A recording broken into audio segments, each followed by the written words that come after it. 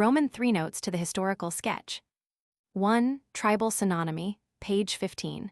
Very few Indian tribes are known to us under the names by which they call themselves.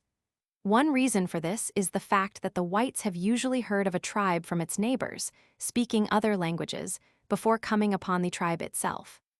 Many of the popular tribal names were originally nicknames bestowed by neighboring tribes, frequently referring to some peculiar custom, and in a large number of cases would be strongly repudiated by the people designated by them. As a rule, each tribe had a different name in every surrounding Indian language, besides those given by Spanish, French, Dutch, or English settlers. Yunwia, this word is compounded from Yunwi, person, and ya, real or principle. The assumption of superiority is much in evidence in Indian tribal names. Thus, the Iroquois, Delawares, and Pawnee call themselves, respectively, Anwihanwi, Lenni-Lenape, and Sarixitsarix, all of which may be rendered men of men, men surpassing other men, or real men. Kittawagi, this word, which cannot be analyzed, is derived from Kittawa, the name of an ancient Cherokee settlement formerly on Tuckasegee River, just above the present Bryson City in Swain County, North Carolina. It is noted in 1730 as one of the 7 mother towns of the tribe. Its inhabitants were called Anakittawagi, people of Kituwa, and seem to have exercised a controlling influence over those of all the towns on the waters of Tuckasegee and the upper part of Little Tennessee, the whole body being frequently classed together as Anakittawagi. The dialect of these towns held a middle place linguistically between those spoken to the east, on the heads of Savannah, and to the west, on Hiwassee, Chiowa, and the lower course of Little Tennessee.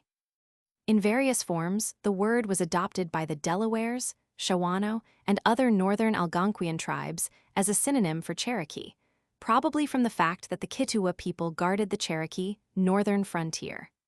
In the form Katawa, it appears on the French map of Vaugandy in 1755.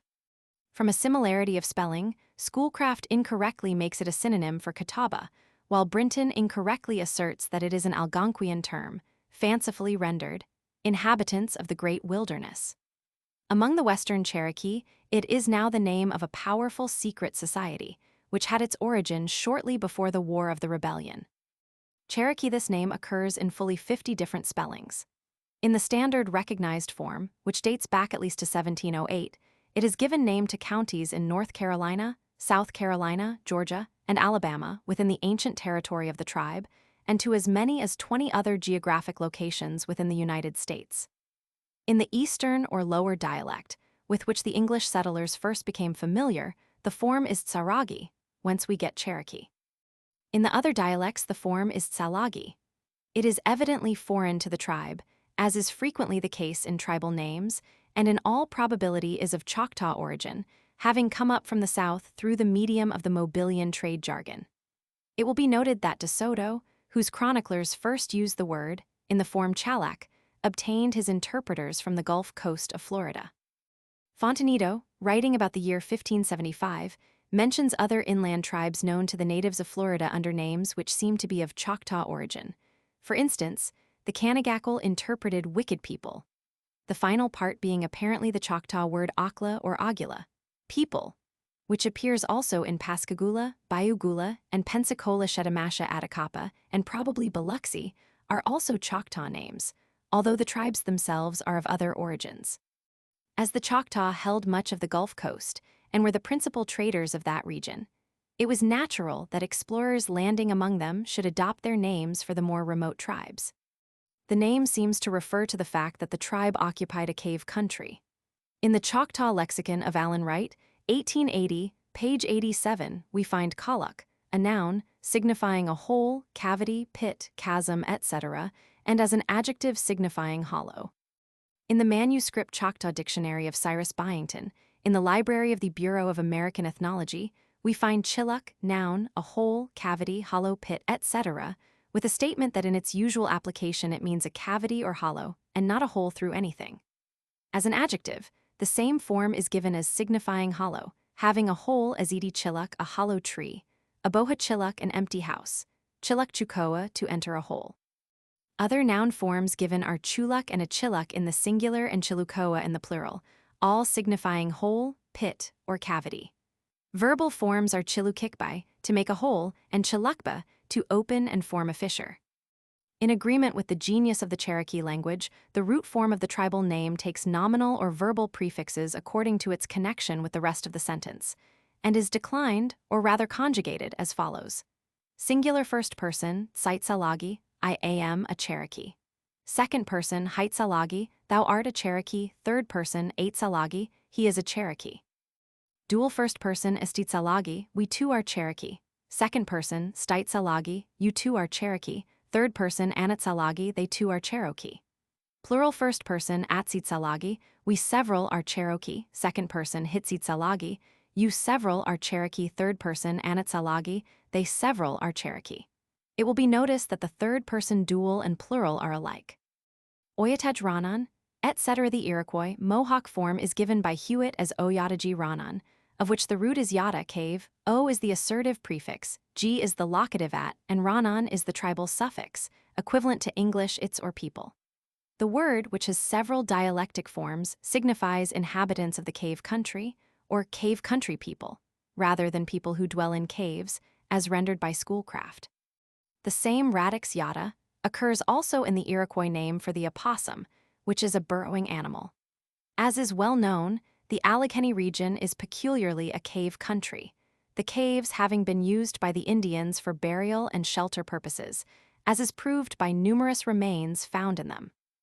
It is probable that the Iroquois simply translated the name, Chalak, current in the south, as we find is the case in the west, where the principal plains tribes are known under translations of the same names in all the different languages. The Wyandot name for the Cherokee, Wadjaranan, and their Catawba name, Mantaran, both seem to refer to coming out of the ground and may have been originally intended to convey the same idea of cave people.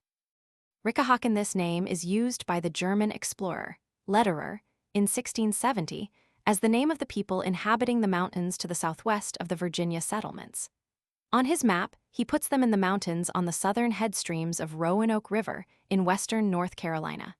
He states that, according to his Indian informants, the Rickahaken lived beyond the mountains in a land of great waves, which he interpreted to mean the seashore. But it is more likely that the Indians were trying to convey, by means of the sign language, the idea of a succession of mountain ridges. The name was probably of Powhatan origin, and is evidently identical with Richihecrian of the Virginia Chronicles of about the same period, the R in the latter form being perhaps a misprint. It may be connected with Rigcahawk, indicated on Smith's map of Virginia in 1607 as the name of a town within the Powhatan territory, and still preserved in Rockahawk, the name of an estate on Lower Pamunkey River. We have too little material of the Powhatan language to hazard an interpretation, but it may possibly contain the root of the word for sand, which appears as Lekawa, Nikawa, Nega, Regawa, Requa, etc. in various Eastern Algonquian dialects, whence Rockaway sand, and Rikgawawank sandy place. The Powhatan form, as given by Strakey, is Rakaw sand. He gives also Rockahuk otter, Riaikahakik, hidden under a cloud, overcast, Rickahone or Riaikone, a comb, and Rikyu to divide in halves. Talaidrias Brinton Well says, no name in the Lenape legends has given rise to more extensive discussion than this. On Colden's map in his History of the Five Nations, 1727, we find the Alleghens indicated upon Allegheny River. Heckwelder, who recorded the Delaware tradition in 1819, says, those people, as I was told, called themselves Talaiju or Talaijui. Colonel John Gibson, however, a gentleman who has a thorough knowledge of the Indians and speaks several of their languages, is of the opinion that they were not called Talaijui but Alaijui, and it would seem that he is right from the traces of their name which still remain in the country, the Allegheny River and mountains having indubitably been named after them. The Delaware still call the former Alaijui Sipu, the river of the Alaijui. Indian Nations, p. 48, ed.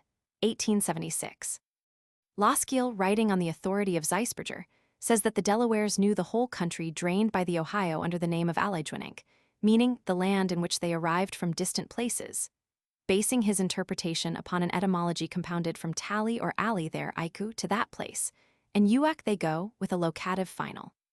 Etween, another Moravian writer, says the Delawares called the western country Alajuanark, meaning a warpath, and called the river Alajuisipo. This definition would make the word come from Palatin or Alatin, to fight, to make war uac they go, and a locative, i.e., they go there to fight. Trumbull, an authority on Algonquian languages, derives the river name from Wulik, good, best, Han Rapid Stream, and Sipu River, of which rendering its Iroquois name Ohio is nearly an equivalent. Raffinesque renders Taledri as there found, from tally there, and some other root not given, Brinton, Wallam, Allam, pp. 229-30, 1885. It must be noted that the names Ohio and Allegui, or Allegheny, were not applied by the Indians, as with us, to different parts of the same river, but to the whole stream, or at least the greater portion of it from its head downward. Although Brinton sees no necessary connection between the river name and the traditional tribal name, the statement of Heckwelder, generally a competent authority on Delaware matters, makes them identical. In the traditional tribal name, Talegui or Allegui, y is an assertive verbal suffix so that the form properly means he is a Talige or they are Talige. This comes very near to Tsalagi, the name by which the Cherokee call themselves, and it may have been an early corruption of that name. In Zeisberger's Delaware Dictionary, however, we find Wallo or Wallach, signifying a cave or hole, while in the Wallam Allam we have Oligonunk rendered at the place of caves. The region being further described as a buffalo land on a pleasant plain, where the Lenape, advancing seaward from a less abundant northern region, at last found food, Wallam Allam, pp. 194-195. Unfortunately, like other Aboriginal productions of its kind among the northern tribes, the Lenape Chronicle is suggestive rather than complete and connected. With more light, it may be that seeming discrepancies would disappear, and we should find at last that the Cherokee, in ancient times as in the historic period, were always the southern vanguard of the Iroquoian race, always primarily a mountain people, but with their flank resting upon the Ohio and its great tributaries. Following the trend of the Blue Ridge and the Cumberland as they slowly gave way before the pressure from the north, until they were finally cut off from the parent stock by the wedge of Algonquian invasion, but always, whether in the north or in the south, keeping their distinctive title among the tribes as the people of the cave country. As the Cherokee have occupied a prominent place in history for so long their name appears in many synonyms and diverse spellings. The following are among the principal of these. Synonyms: Tsalagi, plural Anatsalagi. Proper form in the Middle and Western Cherokee dialects, Tsaragi. Proper form in the Eastern or Lower Cherokee dialect, Achalak. Schoolcraft Notes on Iroquois, 1847, incorrectly quoting Garcilaso, Chalaki. Nuttall Travels 124, 1821, Chalak. Gentlemen of Elvas, 1557, Publications of Hakluyt Society, Roman 9, 60, 1851, Chalaquiz. Barsha Enseo, 335, 1723, Cherokees. Haman Ayres Map, about 1730, Cherokees. Document of 1718, Fide Rivers, South Carolina, 55, 1856, Cherokees. Governor Johnson, 1720, Fide Rivers, Early History, South Carolina, 93, 1874, Chilake. Barton, New Views, Roman 44, 1798, Chirok. Adair, American Indians, 226, 1775, Cherokee. Ibid, 137, Chiracs. Moore, 1704, and Carroll, Hist. Calls. South Carolina, Roman 2, 576, 1836, Cherokee. Ross, 1776, in Historical Magazine 2D Series, Roman 2, 218, 1867, Cherokee. Long, Expedition to Rocky Mountains, Roman 2, LXX, 1823, Cherokees. Gallatin, Trans AM. Antic. Soch, Roman 2, 90, 1836, Chelax. Nuttall Travels, 247, 1821, Cherokee. Keene in Stanford's Compendium 506, 1878, Cherokee. Schoolcraft Indian Tribes, Roman 2, 204, 1852, Chelakulji. White, Statistics of Georgia, 28, 1849, given as plural form of Creek name, Cherokees. Gallatin, Trans AM. Antic. Soch, Roman 2, 104, 1836, Cherokees. Johnson, 1772, in New York Doc. Call Hist, Roman 8, 314, 1857, misprint for Cherokees, Cheregs. Cox, Carolina, Roman 2, 1741, Cherokees. Ibid, map 1741, Cherokees. Chauvinery, 1736, Fide Schoolcraft, Indian Tribes, Roman III, 555, 1853, Cherokees. Cox, Carolina, 13, 1741, Cherokees. Pennicout, 1699 in Margary v. 404, 1883, Cherokees. Clark, 1739 in New York Dock. Call Hist, Roman VI, 148, 1855, Cherokee. Albany Conference, 1742, Ibid, 218, Cherokee. Governor Johnson, 1708 in Rivers, South Carolina, 238, 1856, Cherokees. Croghan, 1760 in Mass Hist. Soch. Calls, 4th Series, Roman 9, 372, 1871, Cherokees. Campbell, 1761, Ibid, 416, Cherokees. Evans, 1755 in Gregg Old Cheroz, 15, 1867, Cherokees. Treaty of 1722, Fide Drake, Book of Indians, BK, 432, 1848, Cherokees. Weiser, 1748, Fide Kaufman, Western Pennsylvania, Appendix 18, 1851, Syracuse. Randolph, 1699 in Rivers, South Carolina, 449, 1856, Cherokees. Writer about 1825, Annals de la Prop. De la Foy, Roman II, 384, 1841, Cherokees. Document of 1748, New York Dock. Call Hist. X, 143, 1858, Creokees. Pike Travels, 173, 1811, misprint transposed, Shanaki. Gatchett, Caddo MS, Bureau AM, Ethan, 1882, Caddo name, Shanak. Marcy, Red River, 273, 1854, Wichita name, Shanaki. Gatchett, Fox MS, Bureau AM, Ethan, 1882, Fox name, plural form, Shanakiak. Shayage, Gatchett, Ka MS, Burr, AM, Ethan, 1878, Ka name, Salugos. Cox, Carolina, 22, 1741, T-Calc. Gatchett, Tonkawa MS Burr, AM, Ethan, 1882, Tonkawa name, Chalki, T. Sarokaik. Gatchett, Wichita MS Burr, AM, Ethan, 1882, Wichita name, Cherokish, T. Chadakes. LaSalle, 1682 in Margary, Roman II, 197, 1877, misprint, Salekis. Gallatin, Trans AM. Antic. Soch, Roman II, 90, 1836, Salaki. Schoolcraft, Notes on Iroquois, 310, 1847, Tsaloki. Morgan, Ancient Society, 113, 1878, T. Skiroksen. Rangel Ethan, Nakrichen, Roman 13, 1839, German form, Sulaki. Grayson, Creek MS Burr, AM, Ethan, 1885, Creek name, plural form, Tsalgulgi or Tsulgulgi Mooney, T. Cherokee. Earlsberger, Fide Gatchett, Creek Migration Legend, I-26, 1884, T. Zalukis. Raffinesque, A.M. Nations, I-123, 1836, Zalukins. Raffinesque in Marshall, Kentucky, I-23, 1824, Zulakins, Talaju. Heckwelder, 1819, Indian Nations, 48, reprint of 1876 Talajwi. Traditional Delaware name, singular Talaj or Alajwi. Alaj, see preceding explanation. Aleg. Schoolcraft, Indian Tribes, v. 133, 1855, Allegans. Colden, Map 1727, Fide Schoolcraft, Ibid, Roman III, 525, 1853, Allegwi. Schoolcraft, Ibid, v. 133, 1855, Allegans. Colden, 1727, quoted in Schoolcraft, Notes on Iroquois 147, 1847, Alleghanies. Raffinesque in Marshall, Kentucky, I-34, 1824, Alleghans. Colden, Map 1727, Fide Schoolcraft, Notes on Iroquois 305, 1847, Allegui. Squeer in Beach Indian Miscellany 26, 1877, Alley. Schoolcraft, Indian Tribes v. 133, 1855, Alleguis. Keene in Stanford's Compendium 500, 1878, Tallegans. Raffinesque in Marshall, Kentucky, I-28, 1824, Tailga.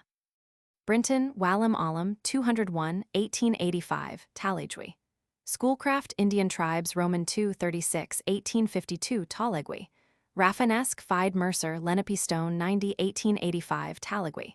Schoolcraft, Notes on Iroquois, 310, 1847, Talag. Brinton, Wallam Alam, 230, 1885, Kitawagi, plural, Anakitawagi. See preceding explanation. Katawa. Vagandi Map, Party de l'Amérique, Septentrional 1755, Gatohua. Gatchett, Creek Migration Legend I Gatachwa, 1884. Catawba plural Catawagi, Catawagas. Haywood, Natural and Aboriginal Tennessee, 233 1823 Kittuwa. Brinton, Wallam Allam, 16 1885 Delaware name, Cuttawaw.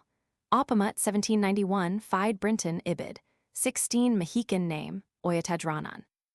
Hewitt, Oral Information, Iroquois Mohawk name. See preceding explanation, Ajadagacrone. Livingston, 1720 in New York Dock.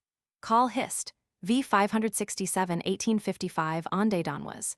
Bleecker, 1701 Ibid, Roman 4 918 1854 Oadacacreano. Weiser, 1753 Ibid, Roman 6 795 1855 Oyadagarones. Letter of 1713 Ibid. V. 386 1855, incorrectly stated to be the Flatheads, i.e. either Catawbas or Choctaws. Ohadejono. Gatchett, Seneca MS 1882 Burr, A.M. Eth. Seneca name Oyadagoono. Morgan, League of Iroquois 337 1851 Oada. Schoolcraft Notes on Iroquois 448 1847, Seneca name Uwada Yorono. Gatchett, Creek Migration Legend 28 1884 Wyandotte name. Hayata, Ibid. Seneca name Wiyauda. Schoolcraft Notes on Iroquois 253 1847 Watayoronon. Hewitt, Wyandotte MS 1893 Burr, A.M. Ethan. Wyandotte name Rickahawkins. Letterer 1672 Discoveries 26 reprint of 1891, see preceding explanation. Rickahawkins. Map Ibid Rechahecrians. Drake, Book of Indians, Book 4, 22, 1848, from Old Virginia documents. Richahecrians. Raffinesque in Marshall, Kentucky, I-36, 1824 Mantarin. Gatchett, Catawba MS 1881 Burr, A.M. Eth. Catawba name, see preceding explanation, Entarianen. Podier, Racine's Hurons at Grammaire, MS 1751 Achi Tarianen. Wyandotte names, the first, according to Hewitt, is equivalent to ridge or mountain people, Tiquenta Yuhani. Beauchamp in Journal A.M. Folklore v. 225, 1892, given as the Onondaga name and rendered, people of a beautiful red color, Canagackle. Fontanito about 1575 memoir, translated in French Hist. Calls, Roman 2, 257, 1875, rendered wicked people. 2. Mobilian trade language, page 16. This trade jargon based upon Choctaw, but borrowing also from all the neighboring dialects and even from the more northern Algonquian languages, was spoken and understood among all the tribes of the Gulf states, probably as far west as Matagorda Bay and northward, along both banks of the Mississippi to the Algonquian frontier about the entrance of the Ohio. It was called Mobilian by the French, from Mobile, the great trading center of the Gulf region. Along the Mississippi, it was sometimes known also as the Chickasaw trade language, the Chickasaw being a dialect of the Choctaw language proper. Jeffreys, in 1761, compares this jargon in its uses to the lingua franca of the Levant, and it was evidently by the aid of this intertribal medium that De Soto's interpreter from Tampa Bay could converse with all the tribes they met until they reached the Mississippi. Some of the names used by Fontanito, about 1575, for the tribes northward from Appalachia Bay seem to be derived from this source, as in later times were the names of the other tribes of the Gulf region, without regard to linguistic affinities, including among others the Tinsa, Tunica, Attakaapa, and Shetamasha representing as many different linguistic stocks. In his report upon the southwestern tribes in 1805, Sibley says that the Mobilian was spoken in addition to their native languages by all the Indians who had come from the east side of the Mississippi. Among those so using it, he names the Alabama, Apalachee, Biloxi, Chactaw, Pacana, Pascagoula Tinsa, and Tunica. Woodward, writing from Louisiana more than 50 years later, says, "There is yet a language the Texas Indians call the Mobilian tongue that has been the trading language of almost all the tribes that have inhabited the country. I know white men that now speak it.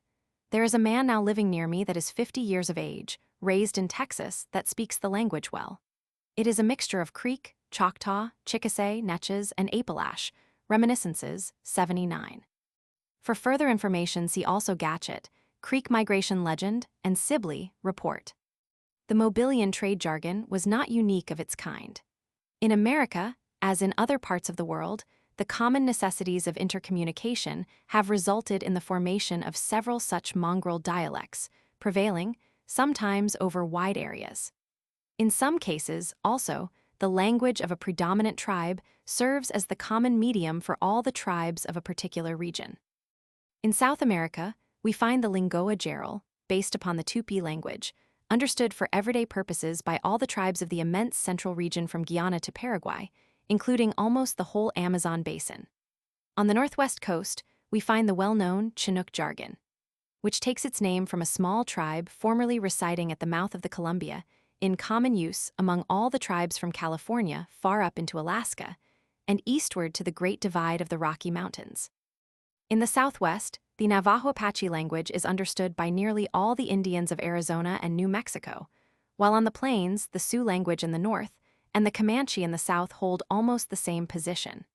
In addition to these, we have also the noted sign language, a gesture system used and perfectly understood as a fluent means of communication among all the hunting tribes of the plains from the Saskatchewan to the Rio Grande.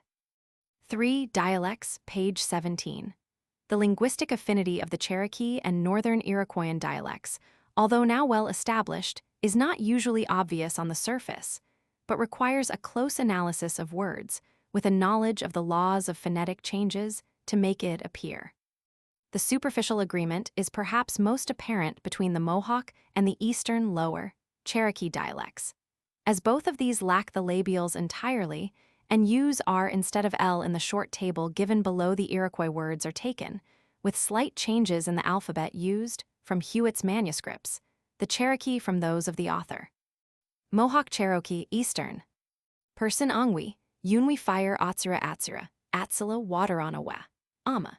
Stone Wenya Nunu Arrow Canon Kuni Pipe Canonon Canunawu Hand Arm, Oya Yui Milk Uninta Anunti 5 Whisk Hiski Tobacco Tsaru, Salu, Fish Otkanta Utsudi Ghost, Uskena Asjana Snake, and Atanainadu. Comparison of Cherokee dialects. Eastern Lower, Middle Western, Upper Fire Atsura Atsila Water Owa Ama Dog Jiri Jili Hair Gitsu Gitlu Hawk Sanuat Tilanua Leech Tilanasi. Bat Sawet Samaha, Tilamaha Panther Tsuntutsi Tiluntutsi Jade Seku, Tileku Martin Bird, Tsutsu, Tilatlu War Club Adasu Atasi Heart, Anahu, Anawi, where? Gatsu Hatlu how much? Hungu, Hilagu Ki Stuisti, I pick it up. Long, Tsinajiut, Sinu my father Ajidata, Edata my mother Ajitsi, Etsi. My father's father Ajanasi, Enisi my mother's father Ajidadu Editu.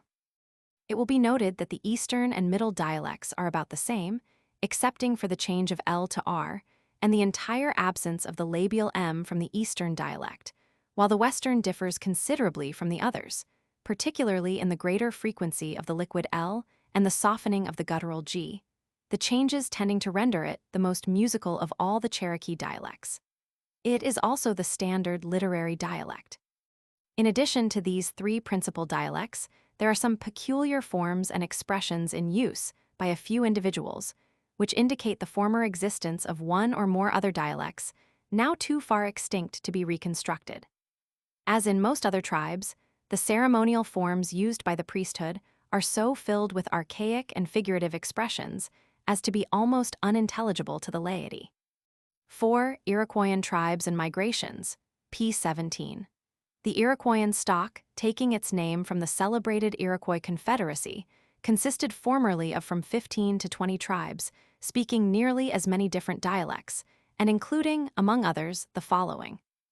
Wyandot or Huron, Ontario, Canada, Tianontati or Tobacco Nation, Atiwandaran or Neutral Nation, Tohatinrat, Wenrarono.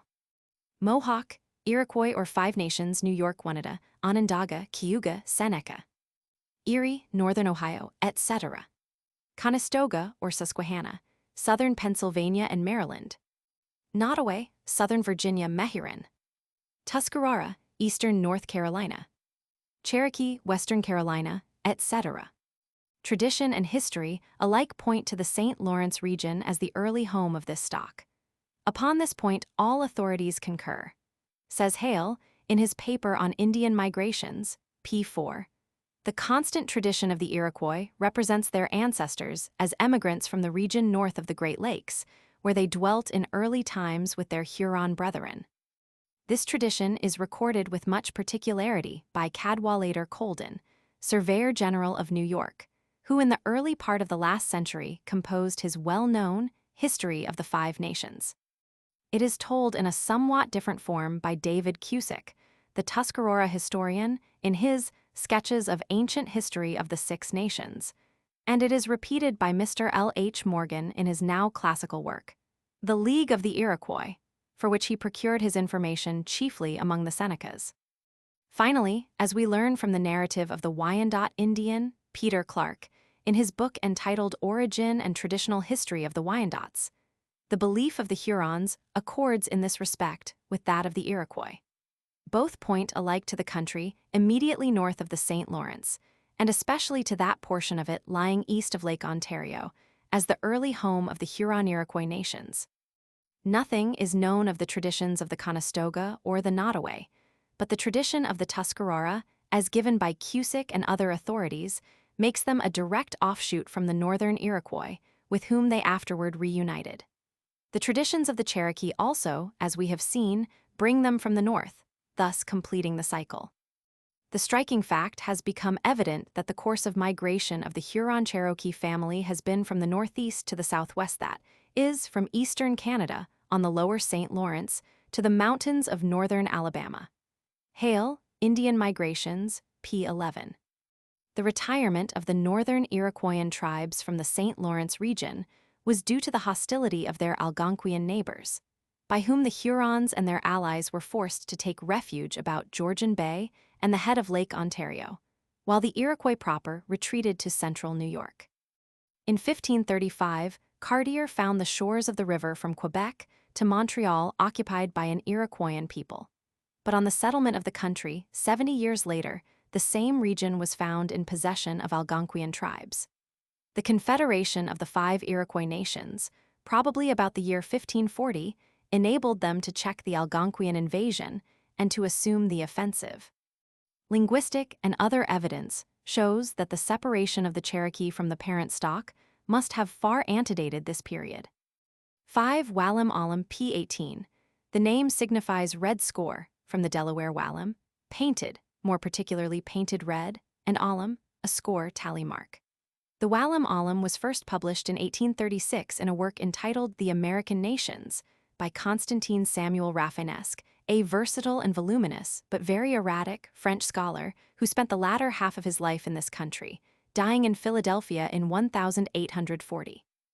He asserted that it was a translation of a manuscript in the Delaware language, which was an interpretation of an ancient sacred metrical legend of the Delawares, recorded in pictographs cut upon wood, obtained in 1820 by a medical friend of his among the Delawares then living in central Indiana. He says himself, "These actual alum were first obtained in 1820 as a reward for a medical cure, deemed a curiosity, and were unexplicable. In 1822 were obtained from another individual the songs annexed thereto in the original language, but no one could be found by me able to translate them. I had therefore to learn the language since, by the help of Zeisberger, Heckwelder, and a manuscript dictionary, on purpose to translate them, which I only accomplished in 1833. On account of the unique character of the alleged Indian record and Rafinesque's own lack of standing among his scientific contemporaries, but little attention was paid to the discovery until Brinton took up the subject a few years ago. After a critical sifting of the evidence from every point of view, he arrived at the conclusion that the work is a genuine native production, although the manuscript rendering is faulty, partly from the white scribe's ignorance of the language and partly from the Indian narrator's ignorance of the meaning of the archaic forms. Brinton's edition, QV, published from Rafinesque's manuscript, gives the legend in triplicate form pictograph, Delaware, and English translation, with notes and glossary, and a valuable ethnologic introduction by Brinton himself. It is not known that any of the original woodcut pictographs of the Wallam Allam are now in existence, although a statement of Rafinesque implies that he had seen them. As evidence of the truth of his statement, however, we have the fact that precisely similar pictographic series cut upon birch bark, each pictograph representing a line or couplet of a sacred metrical recitation, are now known to be common among the Ojibwe, Menominee, and other northern tribes. In 1762, a Delaware prophet recorded his visions in hieroglyphics cut upon a wooden stick. And about the year 1827, a Kickapoo reformer adopted the same method to propagate a new religion among the tribes. One of these, prayer sticks, is now in the National Museum, being all that remains of a large basketful delivered to a missionary in Indiana by a party of Kickapoo Indians in 1830, see plate and description, pp. 665, 697 et seq. In the author's Ghost Dance Religion, 14th Annual Report of the Bureau of Ethnology. 6. Fish River, p. 18. Namisisipu Heckwelder, Indian Nations, 49, or Namasipi Walam Alam, p. 198. Deceived by a slight similarity of sound, Heckwelder makes this river identical with the Mississippi. But as Schoolcraft shows, Notes on Iroquois, p. 316, the true name of the Mississippi is simply Mississippi, Great River, and Fish River would be a most inappropriate name for such a turbulent current, where only the coarser species can live. The mere fact that there can be a question of identity among experts familiar with Indian nomenclature would indicate that it was not one of the larger streams. Although Heckwelder makes the Alejui, as he prefers to call them, flee down the Mississippi after their final defeat, the Walam Alam Chronicle says only all the Tailga go south. It was probably a gradual withdrawal, rather than a sudden and concerted flight. See Hale, Indian Migrations, pp. 1922. 7. First appearance of whites, p. 19. It is possible that this may refer to one of the earlier adventurers who coasted along the North Atlantic in the first decades after the discovery of America, among whom were Sebastian Cabot, in 1498, Verrazano, in 1524, and Gomez, in 1525. As these voyages were not followed up by permanent occupation of the country, it is doubtful if they made any lasting impression upon Indian tradition. The author has chosen to assume, with Brinton and Rafinesque, that the Walam Alam reference is to the settlement of the Dutch at New York and the English in Virginia soon after 1600. 8. De Soto's route, p. 26. On May 30, 1539, Hernando de Soto, of Spain, with 600 armed men and 213 horses, landed at Tampa Bay on the west coast of Florida in search of gold. After more than 4 years of hardship and disappointed wandering from Florida to the Great Plains of the West and back again to the Mississippi, where de Soto died and his body was consigned to the Great River, 311 men all that were left of the expedition arrived finally at Panuco, in Mexico, on September 10, 1543. For the history of this expedition, the most important ever undertaken by Spain within eastern United States, we have 4 original authorities. First is the very brief, but evidently truthful, Spanish report of Biedma, an officer of the expedition, presented to the king in 1544, immediately after the return to Spain. Next in order, but of first importance for detail and general appearance of reliability, is the narrative of an anonymous Portuguese cavalier of the expedition, commonly known as the Gentleman of Elvas, originally published in the Portuguese language in 1557. Next comes the Spanish narrative of Garcilaso, written, but not published, in 1587. Unlike the others, the author was not an eyewitness of what he describes, but made up his account chiefly from the oral recollections of an old soldier of the expedition more than 40 years after the event. This information being supplemented from papers written by 2 other soldiers of De Soto. As might be expected, the Garcilaso narrative, although written in flowery style, abounds in exaggeration and trivial incident, and compares unfavorably with the other accounts, while probably giving more of the minor happenings. The 4th original account is an unfinished Spanish report by Rangel, secretary of the expedition, written soon after reaching Mexico, and afterward incorporated with considerable change by Oviedo, in his Historia Natural y General de las Indias. As this 4th narrative remained unpublished until 1851 and has never been translated, it has hitherto been entirely overlooked by the commentators, excepting Windsor, who notes it incidentally. In general, it agrees well with the Elvas narrative and throws valuable light upon the history of the expedition. The principal authorities, while preserving a general unity of narrative, differ greatly in detail, especially in estimates of numbers and distances, frequently to such an extent that it is useless to attempt to reconcile their different statements. In general, the gentleman of Elvas is most moderate in his expression, while Biedma takes a middle ground and Garcilaso exaggerates greatly. Thus the first named gives De Soto 600 men, Biedma makes the number 620, while Garcilaso says 1,000. At a certain stage of the journey, the Portuguese gentleman gives De Soto 700 Indians as escort, Biedma says 800, while Garcilaso makes it 8,000. At the Battle of Mavila, the Elvas account gives 18 Spaniards and 2,500 Indians killed. Biedma says 20 Spaniards killed, without giving an estimate of the Indians, while Garcilaso has 82 Spaniards and over 11,000 Indians killed. In distances, there is as great discrepancy. Thus, Biedma makes the distance from Guaxiol to Chayaha 4 days, Garcilaso has it 6 days, and Elvas 7 days. As to the length of an average day's march, we find it estimated all the way from 4 leagues, more or less, Garcilas, to every day 7 or 8 leagues, Elvas.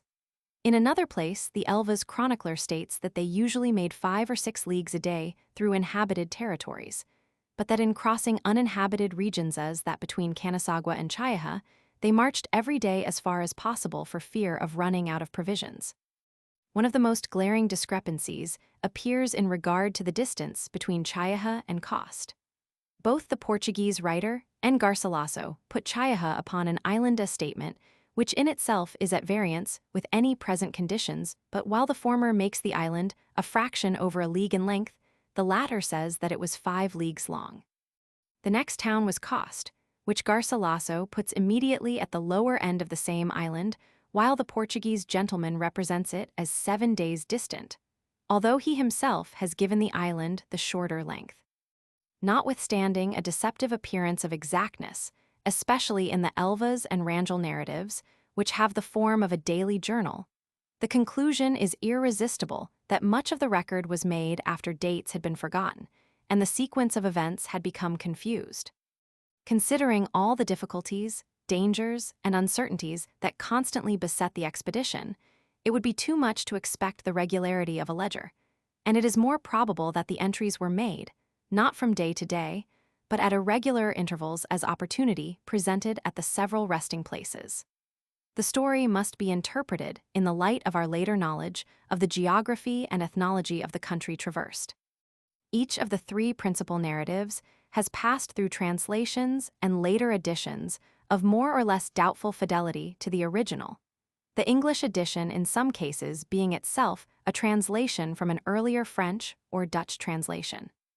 English-speaking historians of the expedition have usually drawn their material from one or the other of these translations, without knowledge of the original language, of the etymologies of the Indian names or the relations of the various tribes mentioned, or of the general system of Indian geographic nomenclature. One of the greatest errors has been the attempt to give in every case a fixed local habitation to a name which in some instances is not a proper name at all, and in others is merely a descriptive term or a duplicate name occurring at several places in the same tribal territory. Thus Talai is simply the Creek word talua, town, and not a definite place name as represented by a mistake natural in dealing through interpreters with an unknown Indian language.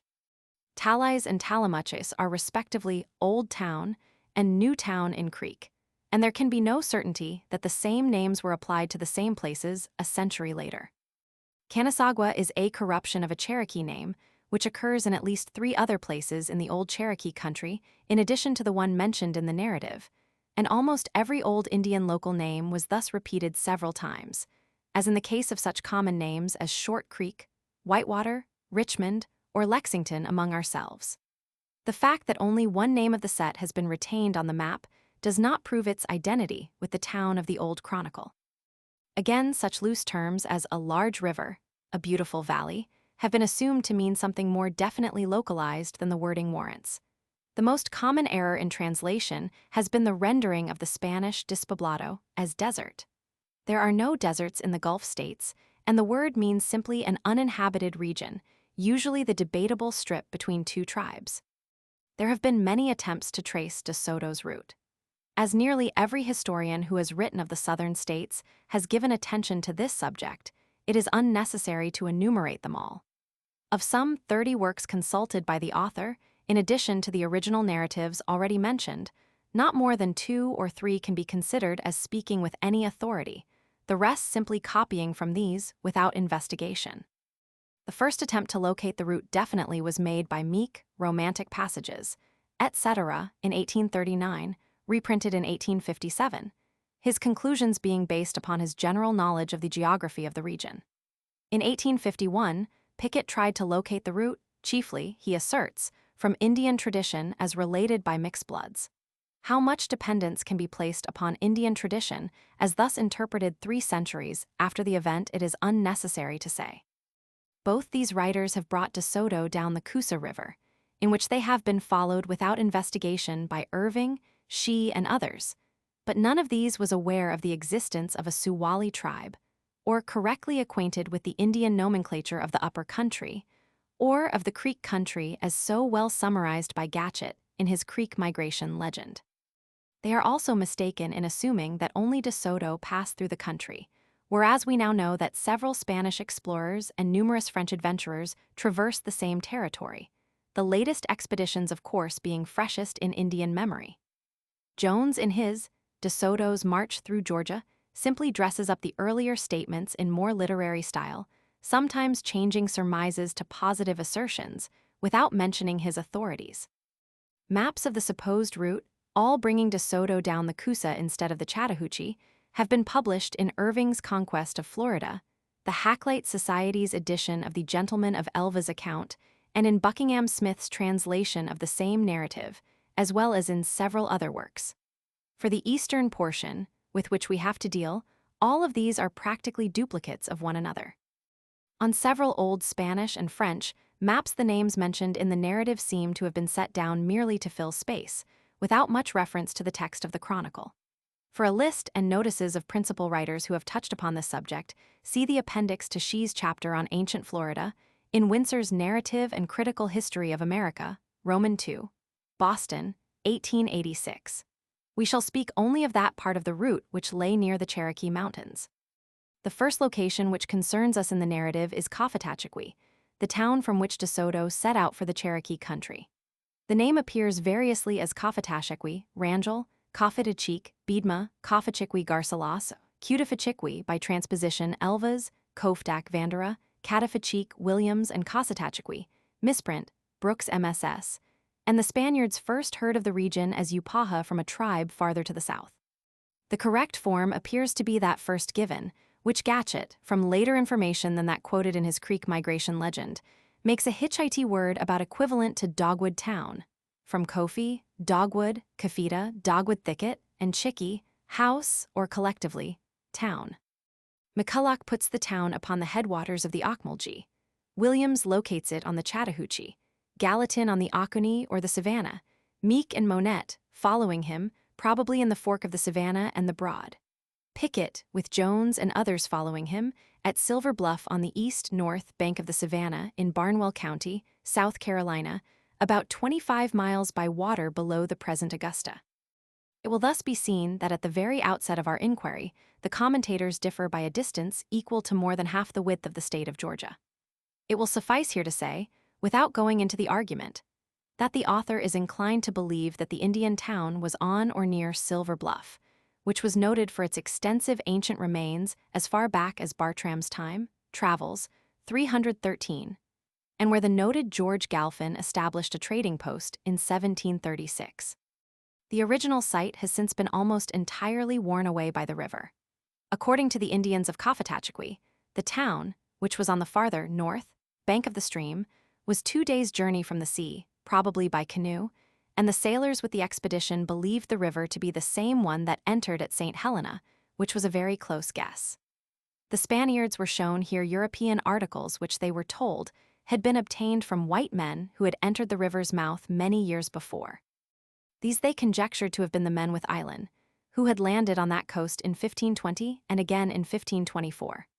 The town was probably the ancient capital of the Uchi Indians, who, before their absorption by the Creeks, held or claimed most of the territory on both banks of Savannah River from the Cherokee border to within about 40 miles of Savannah and westward to the Ogeechee and Canotchee rivers. See Gatchet, Creek Migration Legend, I, 1724. The country was already on the decline in 1540 from a recent fatal epidemic, but was yet populous and wealthy, and was ruled by a woman chief whose authority extended for a considerable distance.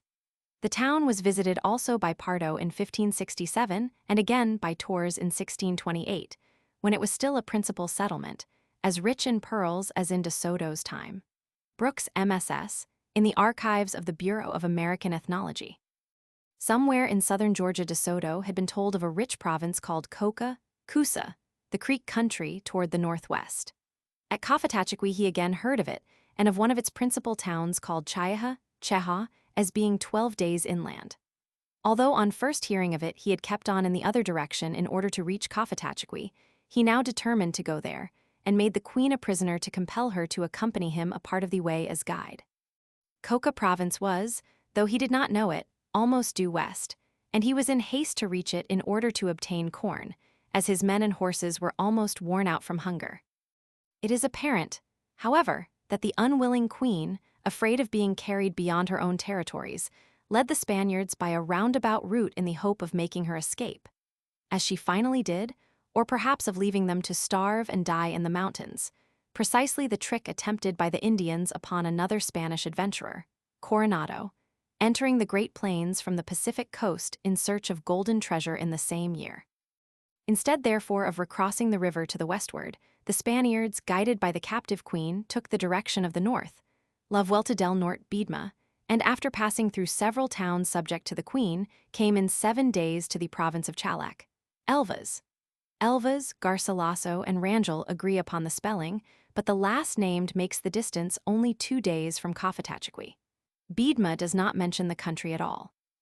The trifling difference in statement of 5 days and 7 need not trouble us, as Biedma makes the whole distance from Coffatachaqui to Xhuala 8 days, and from Guaxial to Chaiha 4 days, where Elvas makes it, respectively, 12 and 7 days. Chalac is, of course, Cherokee, as all writers agree, and De Soto was now probably on the waters of Kiowa River, the eastern headstream of Savannah River, where the lower Cherokee had their towns. Finding the country bare of corn, he made no stay. Proceeding 6 days farther, they came next to Guaquili, where they were kindly received. This name occurs only in the Rangel narrative, the other 3 being entirely silent in regard to such a halting place. The name has a Cherokee sound, Wackily, but if we allow for a dialectic substitution of L for R, it may be connected with such Catawba names as Kangari, Watery, and Sujari. It was probably a village of minor importance. They came next to the province of Xhuala, or Xhuala, as the Elvas narrative more often has it. In a French edition, it appears as Chwala. Rangel makes it 3 days from Guaquili or 5 from Chalac. Elvas also makes it 5 days from Chalac, while Biedma makes it 8 days from Coffatachaqui, a total discrepancy of 4 days from the last named place. Biedma describes it as a rough mountain country, thinly populated, but with a few Indian houses, and thinks that in these mountains the great river of Espiritu Santo, the Mississippi, had its birth. Rangel describes the town as situated in a plain in the vicinity of rivers and in a country with greater appearance of gold mines than any they had yet seen. The Portuguese gentleman describes it as having very little corn and says that they reached it from Coffatachaqui over a hilly country.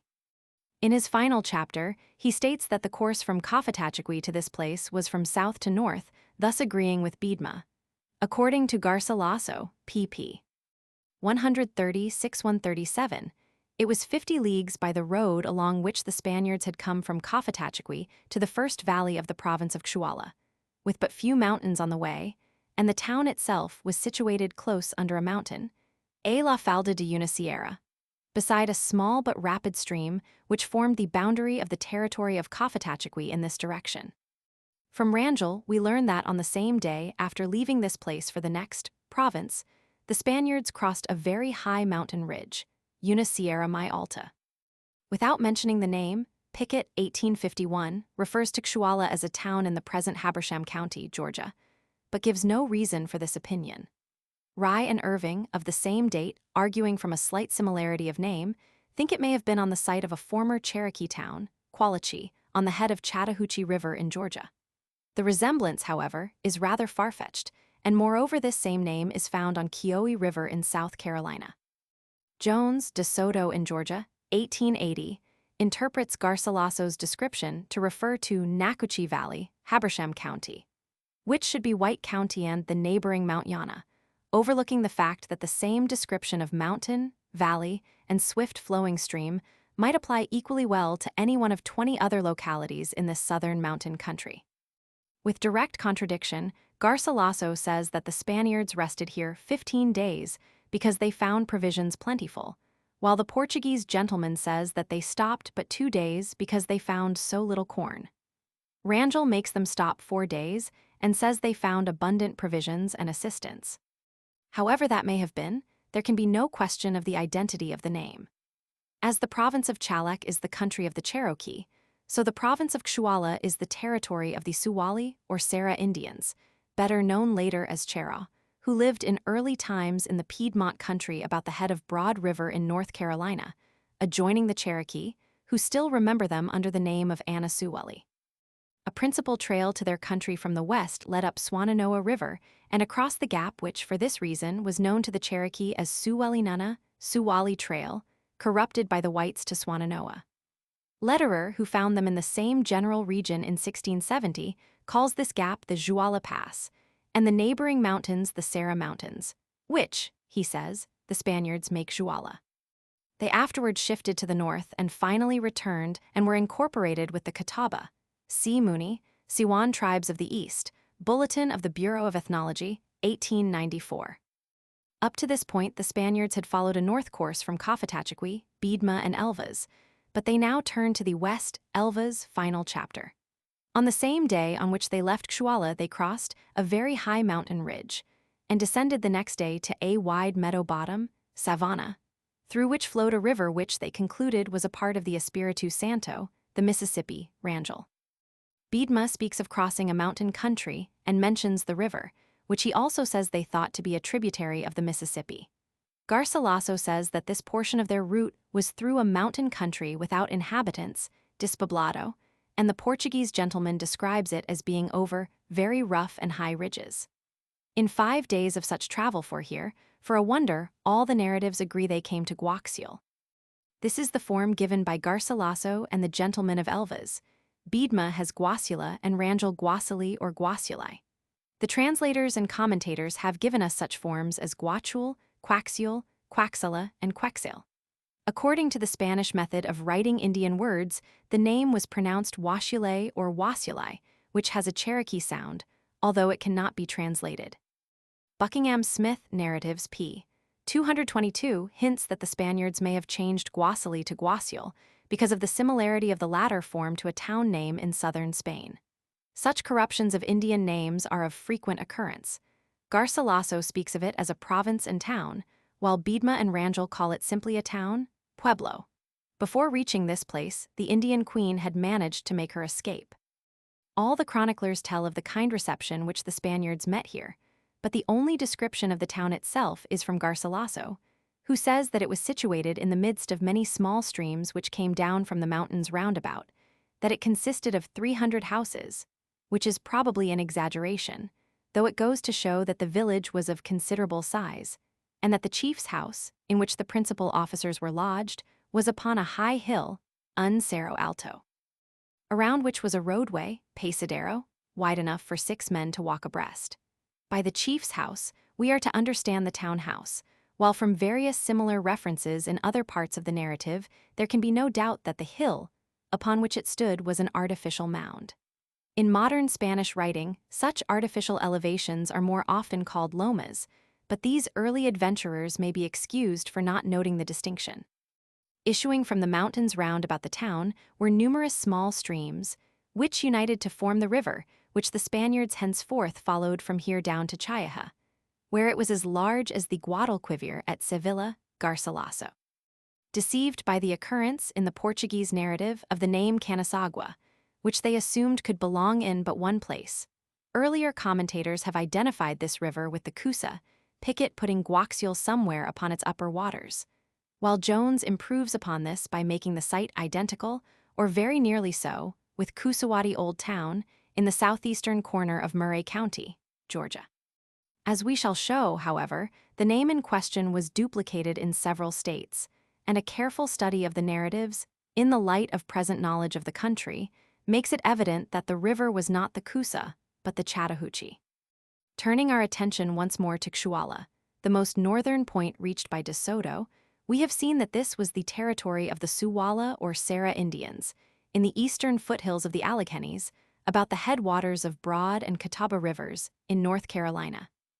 As the Spaniards turned here to the west, they probably did not penetrate far beyond the present South Carolina boundary. The very high mountain ridge, which they crossed immediately after leaving the town, was in all probability the main chain of the Blue Ridge, while the river which they found after descending to the Savannah on the other side, and which they guessed to be a branch of the Mississippi, was almost as certainly the upper part of the French Broad, the first stream flowing in an opposite direction from those which they had previously encountered.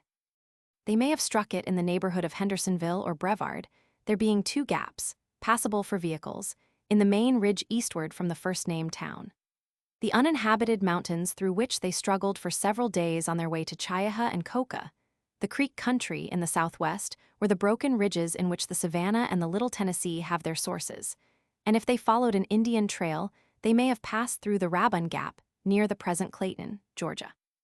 Guaxiul and not Xhuala, as Jones supposes, was in Nacoochee Valley, in the present White County, Georgia, and the small streams which united to form the river down which the Spaniards proceeded to Chaiaha were the headwaters of the Chattahoochee. The hill upon which the townhouse was built must have been the Great Nacoochee Mound, the most prominent landmark in the valley, on the east bank of Soddy Creek, in White County, about 12 miles northwest of Clarksville. This is the largest mound in Upper Georgia, with the exception of the noted Etowah Mound near Cartersville, and is the only one which can fill the requirements of the case.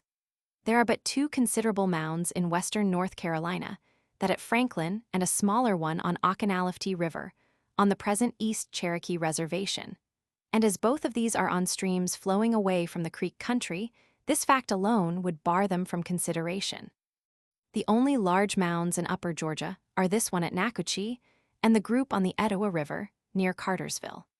The largest of the Etowah group is some 50 feet in height and is ascended on one side by means of a roadway about 50 feet wide at the base and narrowing gradually to the top.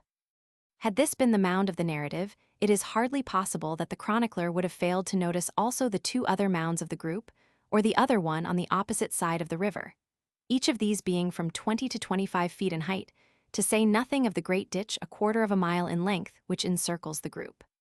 Moreover, Cartersville is at some distance from the mountains, and the Etowah River at this point does not answer the description of a small rushing mountain stream. There is no considerable mound at Coosawhattie or in any of the three counties adjoining. The Nacoochee Mound has been cleared and cultivated for many years and does not now show any appearance of a roadway up the side, but from its great height, we may be reasonably sure that some such means of easy ascent existed in ancient times. In other respects, it is the only mound in the whole upper country which fills the conditions. The valley is one of the most fertile spots in Georgia, and numerous ancient remains give evidence that it was a favorite center of settlement in early days. At the beginning of the modern historic period, it was held by the Cherokee, who had there a town called Nacoochee, but their claim was disputed by the Creeks. The Gentleman of Elvas states that Guaxiul was subject to the Queen of Coffatachequi, but this may mean only that the people of the two towns or tribes were in friendly alliance. The modern name is pronounced Nagutsai by the Cherokee, who say, however, that it is not of their language. The terminal may be the Creek Utchee, small, or it may have a connection with the name of the Utchee Indians. From Guaxiul, the Spaniards advanced to Canasoga, Rangel, or Canasagua, Elvas, 1 or 2 days' march from Guaxiul, according to one or the other authority. Garcilaso and Biedma do not mention the name. As Garcilaso states that from Guaxiul to Chaiaha, the march was down the bank of the same river, which we identify with the Chattahoochee, the town may have been in the neighborhood of the present Gainesville. As we have seen, however, it is unsafe to trust the estimates of distance. Arguing from the name, Meek infers that the town was about Canasauga River in Murray County, and that the river down which they marched to reach it was, no doubt, the Etowah. Although to reach the first named river from the Etowah, it would be necessary to make another sharp turn to the north. From the same coincidence, Pickett puts it on the Canasauga, in the modern county of Murray, Georgia, while Jones, on the same theory, locates it at or near the junction of the Canasauga and Coosawattee rivers in originally Cass, now Gordon County. Here his modern geography as well as his ancient is at fault, as the original Cass County is now Bardo, the name having been changed in consequence of a local dislike for General Cass.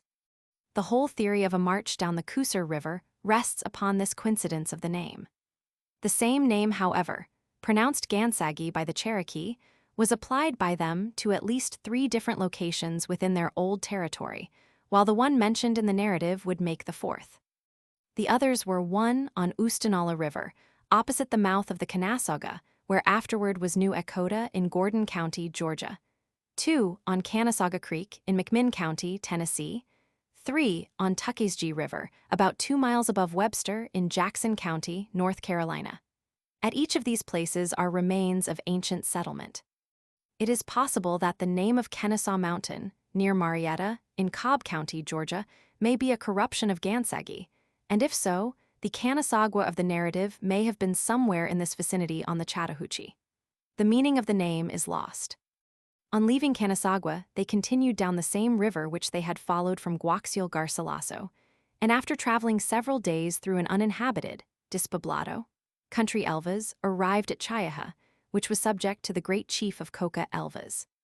The name is spelled Chayaha by Rangel and the Gentleman of Elvas, Chiha by Biedma in the documentos, China by a misprint in an English rendering, and Ikiaha by Garcilaso. It appears as Chiha on an English map of 1762 reproduced in Windsor, Westward Movement, page 31, 1897. Gallatin spells it Ikiaha, while Williams and Fairbanks by misprint make it Chiapa. According to both Rangel and Elvas, the army entered it on the 5th of June, although the former makes it 4 days from Canasagua, while the other makes it 5. Biedma says it was 4 days from Guaxial, and finally, Garcilaso says it was 6 days and 30 leagues from Guaxial and on the same river, which was, here at Chayaha, as large as the Guadalquivir at Sevilla. As we have seen, there is a great discrepancy in the statements of the distance from Cofatachequi to this point. All 4 authorities agree that the town was on an island in the river, along which they had been marching for some time, Garcilaso, Rangel, but while the Elvas narrative makes the island 2 crossbow shot in length above the town and 1 league in length below it, Garcilaso calls it a great island more than 5 leagues long. On both sides of the island, the stream was very broad and easily waded Elvas. Finding welcome and food for men and horses, the Spaniards rested here nearly a month, June 5-28, Rangel, 26 or 27 days, Biedma, 30 days, Elvas. In spite of the danger from attack, De Soto allowed his men to sleep under trees in the open air, because it was very hot and the people should have suffered great extremity if it had not been so, Elvas. This in itself is evidence that the place was pretty far to the south, as it was yet only the first week in June. The town was subject to the chief of the great province of Coca, farther to the west. From here onward, they began to meet palisaded towns. On the theory that the march was down Coosa River, every commentator hitherto has located Chayaha at some point upon this stream, either in Alabama or Georgia. Gallatin, 1836, says that it must have been on the Coosa, probably some distance below the site of New Echota. He notes a similarity of sound between Ikiaha and Itzdi, a Cherokee town name. Williams, 1837, says that it was on Mobile, i.e., the Alabama or Lower Coosa River. Meek, 1839, says, there can be little doubt that Chayaha was situated but a short distance above the junction of the Coosa and Chattooga rivers, i.e., not far within the Alabama line. He notes the occurrence of a Chehaha Creek near Talladega, Alabama. In regard to the island upon which the town was said to have been situated, he says, there is no such island now in the Coosa. It is probable that the Spaniards either mistook the peninsula formed by the junction of 2 rivers, the Coosa and Chattooga, for an island, or that those 2 rivers were originally united so as to form an island near their present confluence. We have heard this latter supposition asserted by persons well acquainted with the country. Romantic Passages, p. 222, 1857.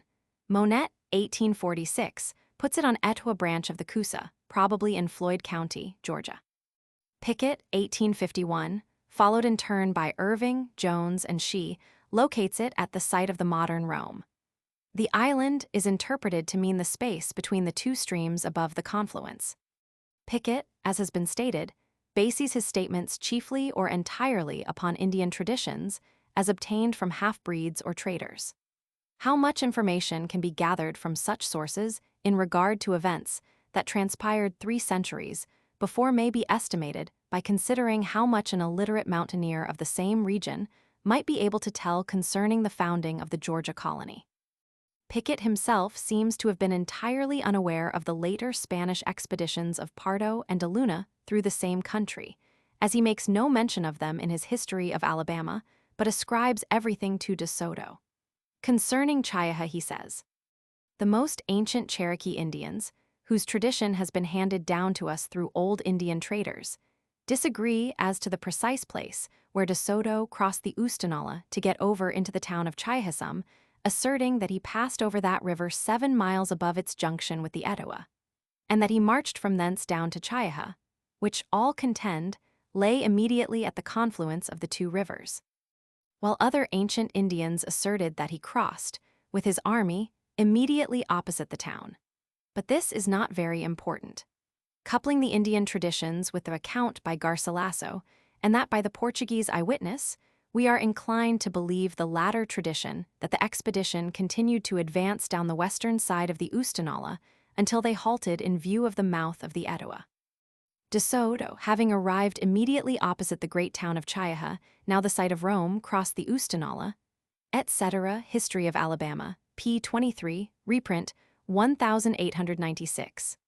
He overlooks the fact that Chaiha was not a Cherokee town, but belonged to the province of Coke, i.e., the territory of the Creek Indians.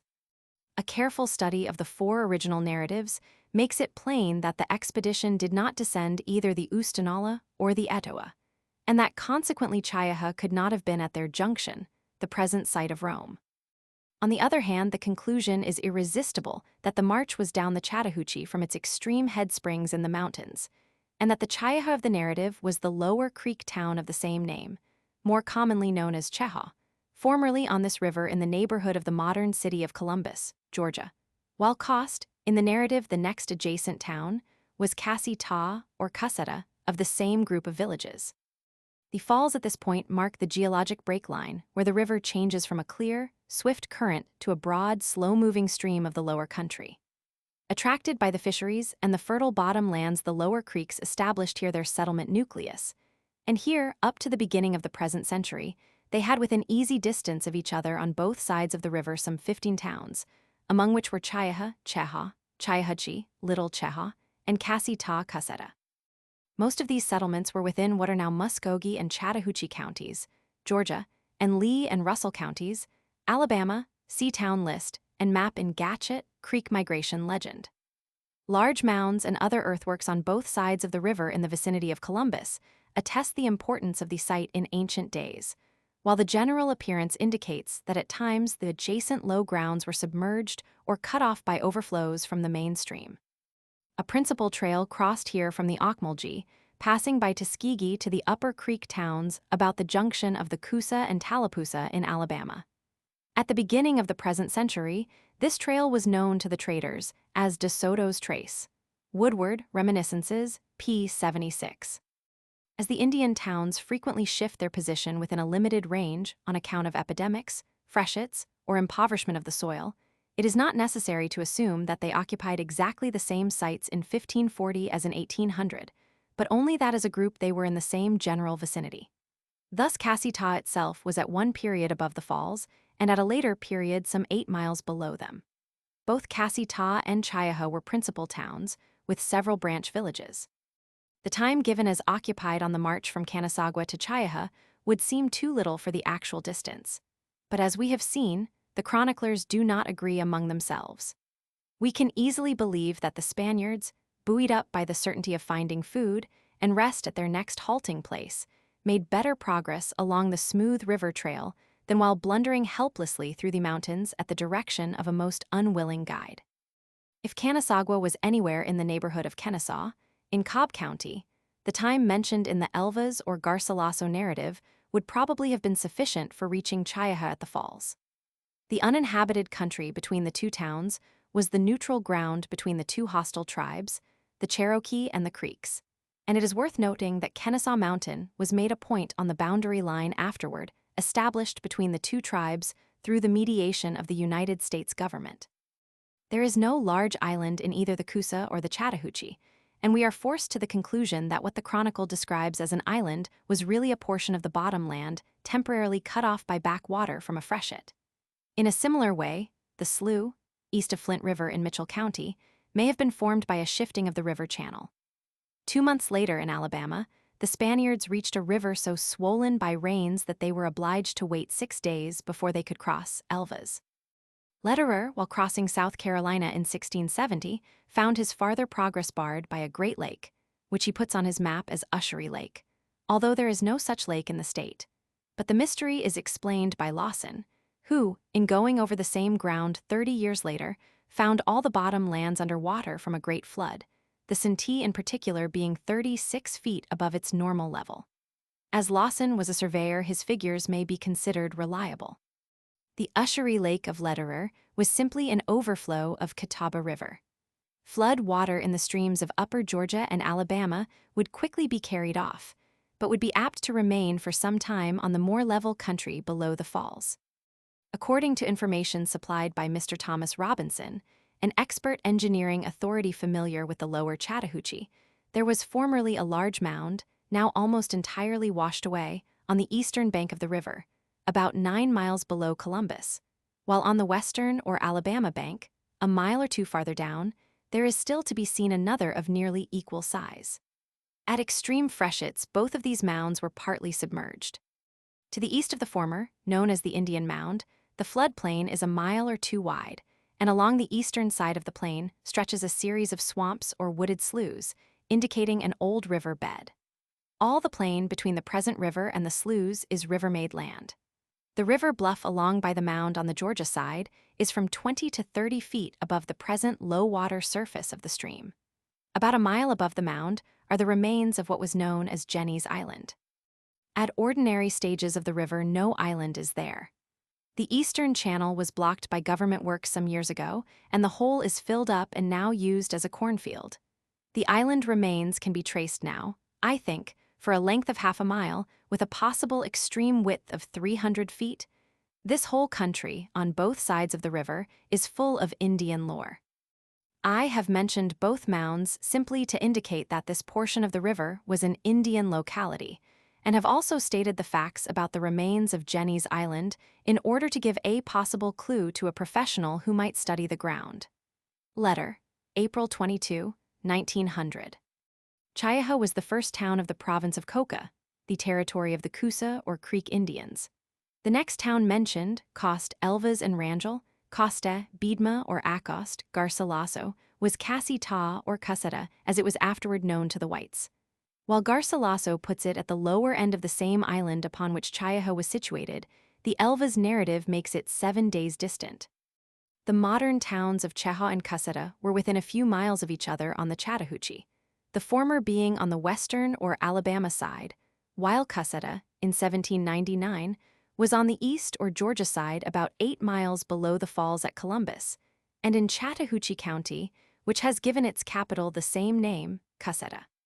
From the general tone of the narrative, it is evident that the two towns were near together in De Soto's time, and it may be that the Elvas Chronicle confounded Cassi-Ta with Cosati, a principal upper creek town, a short distance below the junction of the Coosa and Tallapoosa.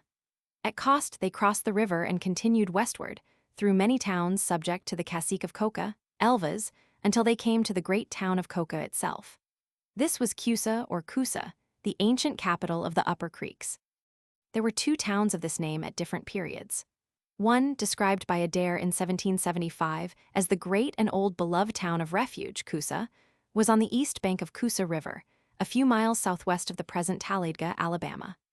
The other, known as Old Coosa, and probably of more ancient origin, was on the west side of Alabama River, near the present site of Montgomery, see Gatchett, Creek Migration legend. It was probably the latter which was visited by De Soto, and later on by De Luna in 1559. Beyond Coca, they pass through another creek town, apparently lower down on the Alabama, the name of which is variously spelled Itawah Elvas, forced translation, Itava Elvas, Hacklight Society translation, or Itaba Rangel, and which may be connected with Itawa, Etwa, or Haitwer, the name of a former Cherokee settlement near the head of Etwa River in Georgia. The Cherokee regard this as a foreign name, and its occurrence in Upper Georgia, as well as in central Alabama, may help to support the tradition that the southern Cherokee border was formerly held by the Creeks. DeSoto's route beyond the Cherokee country does not concern us, except as it throws light upon his previous progress. In the 17th chapter, the Elvas narrative summarizes that portion from the landing at Tampa Bay to a point in southern Alabama as follows. From the Port de Espiritu Santo to Appalachia, which is about 100 leagues, the governor went from east to west, and from Appalachia to Cutafachaqui, which are 430 leagues from the southwest to the northeast, and from Cutafachaqui to Xhuala, which are about 250 leagues from the south to the north, and from Xhuala to Tascaloosa, which are 250 leagues more, and 190 of them he traveled from east to west, to wit, to the province of Coca, and the other 60 from Coca to Tascaloosa, from the north to the south. Kiska, Elvas, and Rangel, the mountainous northern region in search of which men were sent from Chiaha to look for copper and gold, was somewhere in the Cherokee country of Upper Georgia or Alabama. The precise location is not material, as it is now known that native copper, in such condition as to have been easily workable by the Indians, occurs throughout the whole southern Allegheny region from about Anniston, Alabama, into Virginia. Notable finds of native copper have been made on the Upper Tallapoosa, in Cleburne County, Alabama, about Ducktown, in Polk County, Tennessee, and in southwestern Virginia, one nugget from Virginia weighing several pounds. From the appearance of ancient soapstone vessels which have been found in the same region, there is even a possibility that the Indians had some knowledge of smelting, as the Spanish explorers surmised oral information from Mr. W. H. Weed, U.S. Geological Survey. We hear again of this province after DeSoto had reached the Mississippi, and in one place Garcilaso seems to confound it with another province called Quisqui, Rangel, or Quisquiz, Elvas, and Biedma. The name has some resemblance to the Cherokee word sisqua, bird. 9 DeLuna and Rogel, p. 27. Jones, in his DeSoto's March through Georgia, incorrectly ascribes certain traces of ancient mining operations in the Cherokee country, particularly on Valley River in North Carolina, to the followers of DeLuna, who, in 1560, came with 300 Spanish soldiers into this region and spent the summer in eager and laborious search for gold. Don Tristan de Luna, with 1,500 men, landed somewhere about Mobile Bay in 1559 with the design of establishing a permanent Spanish settlement in the interior. But owing to a succession of unfortunate happenings, the attempt was abandoned the next year. In the course of his wanderings, he traversed the country of the Choctaw, Chickasaw, and Upper Creeks, as is shown by the names and other data in the narrative, but returned without entering the mountains or doing any digging. See Barsha, Enseo Chronologico, pp. 30-41, 1723, Windsor, Narrative and Critical History, Roman II, pp. 257-59. In 1569, the Jesuit Rogel called Father John Roger by she began mission work among the South Carolina tribes inland from Santa Elena, about Port Royal. The mission, which at first promised well, was abandoned next year, owing to the unwillingness of the Indians to give up their old habits and beliefs. She, in his Catholic missions, supposes that these Indians were probably a part of the Cherokee, but a study of the Spanish record in Barsha, Enseo, pp. 138-41, shows that Rogel penetrated only a short distance from the coast. 10 Davies' History of the Caribbee Islands, p. 29. The fraudulent character of this work, which is itself an altered translation of a fictitious history by Rochefort, is noted by Buckingham Smith, Letter of Hernando de Soto, p. 36, 1854, Windsor, Narrative and Critical History, Roman II, p. 289, and Field Indian Bibliography, p. 95. Says Field, "This book is an example of the most unblushing effrontery." The pseudo-author assumes the credit of the performance, with but the faintest allusion to its previous existence. It is a nearly faithful translation of Rochefort's Histoire des Antilles. There is, however, a gratifying retribution in Davies' treatment of Rochefort, for the work of the latter was fictitious in every part which was not purloined from authors whose knowledge furnished him with all in his treatise which was true. 11. Ancient Spanish Mines, pp. 29-31. As the existence of the precious metals in the southern Alleghenies was known to the Spaniards from a very early period, it is probable that more thorough exploration of that region will bring to light many evidences of their mining operations. In his Antiquities of the Southern Indians, Jones describes a sort of subterranean village discovered in 1834 on Dukes Creek, White County, Georgia, consisting of a row of small log cabins extending along the creek, but embedded several feet below the surface of the ground, upon which large trees were growing, the inference being that the houses had been thus covered by successive freshets. The logs had been notched and shaped apparently with sharp metallic tools. Shafts have been discovered on Valley River, North Carolina, at the bottom of one of which was found, in 1854, a well-preserved windlass of hewn oak timbers, showing traces of having once been banded with iron. Another shaft, passing through hard rock, showed the marks of sharp tools used in the boring. The casing and other timbers were still sound. Jones, pp. 48-49.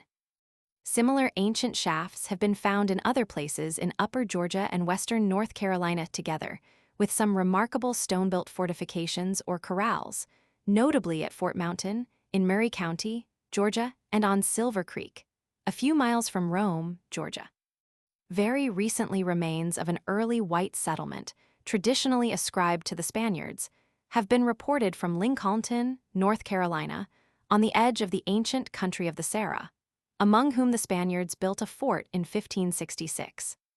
The works include a dam of cut stone, a series of low pillars of cut stone, arranged in squares as though intended for foundations, a stone-walled well, a quarry from which the stone had been procured, a fire pit, and a series of sinks, extending along the stream, in which were found remains of timbers suggesting the subterranean cabins on Dukes Creek. All these antedated the first settlement of that region, about the year 1750. Ancient mining indications are also reported from Kings Mountain, about 20 miles distant, Reinhardt MS, 1900, in Bureau of American Ethnology Archives. The Spanish miners of whom Lederer heard in 1670 and more in 1690 were probably at work in this neighborhood. 12. Sir William Johnson, p. 38. This great soldier, whose history is so inseparably connected with that of the Six Nations, was born in the County Meath, Ireland, in 1715 and died at Johnstown, New York, in 1774. The younger son of an Irish gentleman, he left his native country in 1738 in consequence of a disappointment in love, and emigrated to America, where he undertook the settlement of a large tract of wild land belonging to his uncle, which lay along the south side of the Mohawk River in what was then the wilderness of New York. This brought him into close contact with the Six Nations, particularly the Mohawks, in whom he became so much interested as to learn their language and in some degree to accommodate himself to their customs, sometimes even to the wearing of the native costume. This interest, together with his natural kindness and dignity, completely won the hearts of the Six Nations, over whom he acquired a greater influence than has ever been exercised by any other white man before or since. He was formally adopted as a chief by the Mohawk tribe. In 1744, being still a very young man, he was placed in charge of British affairs with the Six Nations, and in 1755 was regularly commissioned at their own urgent request as superintendent for the Six Nations and their dependent and allied tribes, a position which he held for the rest of his life. In 1748, he was also placed in command of the New York colonial forces, and 2 years later was appointed to the Governor's Council. At the beginning of the French and Indian War, he was commissioned a major general. He defeated Dieskau at the Battle of Lake George, where he was severely wounded early in the action, but refused to leave the field. For this service, he received the thanks of Parliament, a grant of £5,000, and a baronetcy. He also distinguished himself at Ticonderoga and Fort Niagara, taking the latter after routing the French army sent to its relief. At the head of his Indian and colonial forces, he took part in other actions and expeditions, and was present at the surrender of Montreal. For his services throughout the war, he received a grant of 100,000 acres of land north of the Mohawk River. Here he built Johnson Hall, which still stands near the village of Johnstown, which was laid out by him with stores, church, and other buildings at his own expense. At Johnson Hall, he lived in the style of an old country baron, dividing his attention between Indian affairs and the raising of blooded stock, and dispensing a princely hospitality to all comers. His influence alone prevented the Six Nations joining Pontiac's Great Confederacy against the English. In 1768, he concluded the Treaty of Fort Stanwix, which fixed the Ohio as the boundary between the northern colonies and the western tribes, the boundary for which the Indians afterward contended against the Americans until 1795. In 1739, he married a German girl of the Mohawk Valley, who died after bearing him 3 children. Later in life, he formed a connection with the sister of Brant, the Mohawk chief. He died from overexertion at an Indian council. His son, Sir John Johnson, succeeded to his title and estates, and on the breaking out of the Revolution espoused the British side, drawing with him the Mohawks and a great part of the other Six Nations, who abandoned their homes and fled with him to Canada. See W. L. Stone, Life of Sir William Johnson. 13. Captain John Stuart, P.44. This distinguished officer was contemporaneous with Sir William Johnson, and sprang from the same adventurous Celtic stock which has furnished so many men conspicuous in our early Indian history. Born in Scotland about the year 1700, he came to America in 1733, was appointed to a subordinate command in the British service, and soon became a favorite with the Indians. When Fort Loudon was taken by the Cherokee in 1760, he was second in command, and his rescue by Audiobook is one of the romantic episodes of that period. In 1763, he was appointed superintendent for the Southern tribes, a position which he continued to hold until his death. In 1768, he negotiated with the Cherokee the Treaty of Hard Labor, by which the Kanawha was fixed as the western boundary of Virginia. Sir William Johnson, at the same time, concluding a treaty with the northern tribes by which the boundary was continued northward along the Ohio. At the outbreak of the Revolution, he organized the Cherokee and other southern tribes, with the white loyalists, against the Americans, and was largely responsible for the Indian outrages along the southern border. He planned a general invasion by the southern tribes along the whole frontier, in cooperation with a British force to be landed in western Florida, while a British fleet should occupy the attention of the Americans on the coast side, and the Tories should rise in the interior.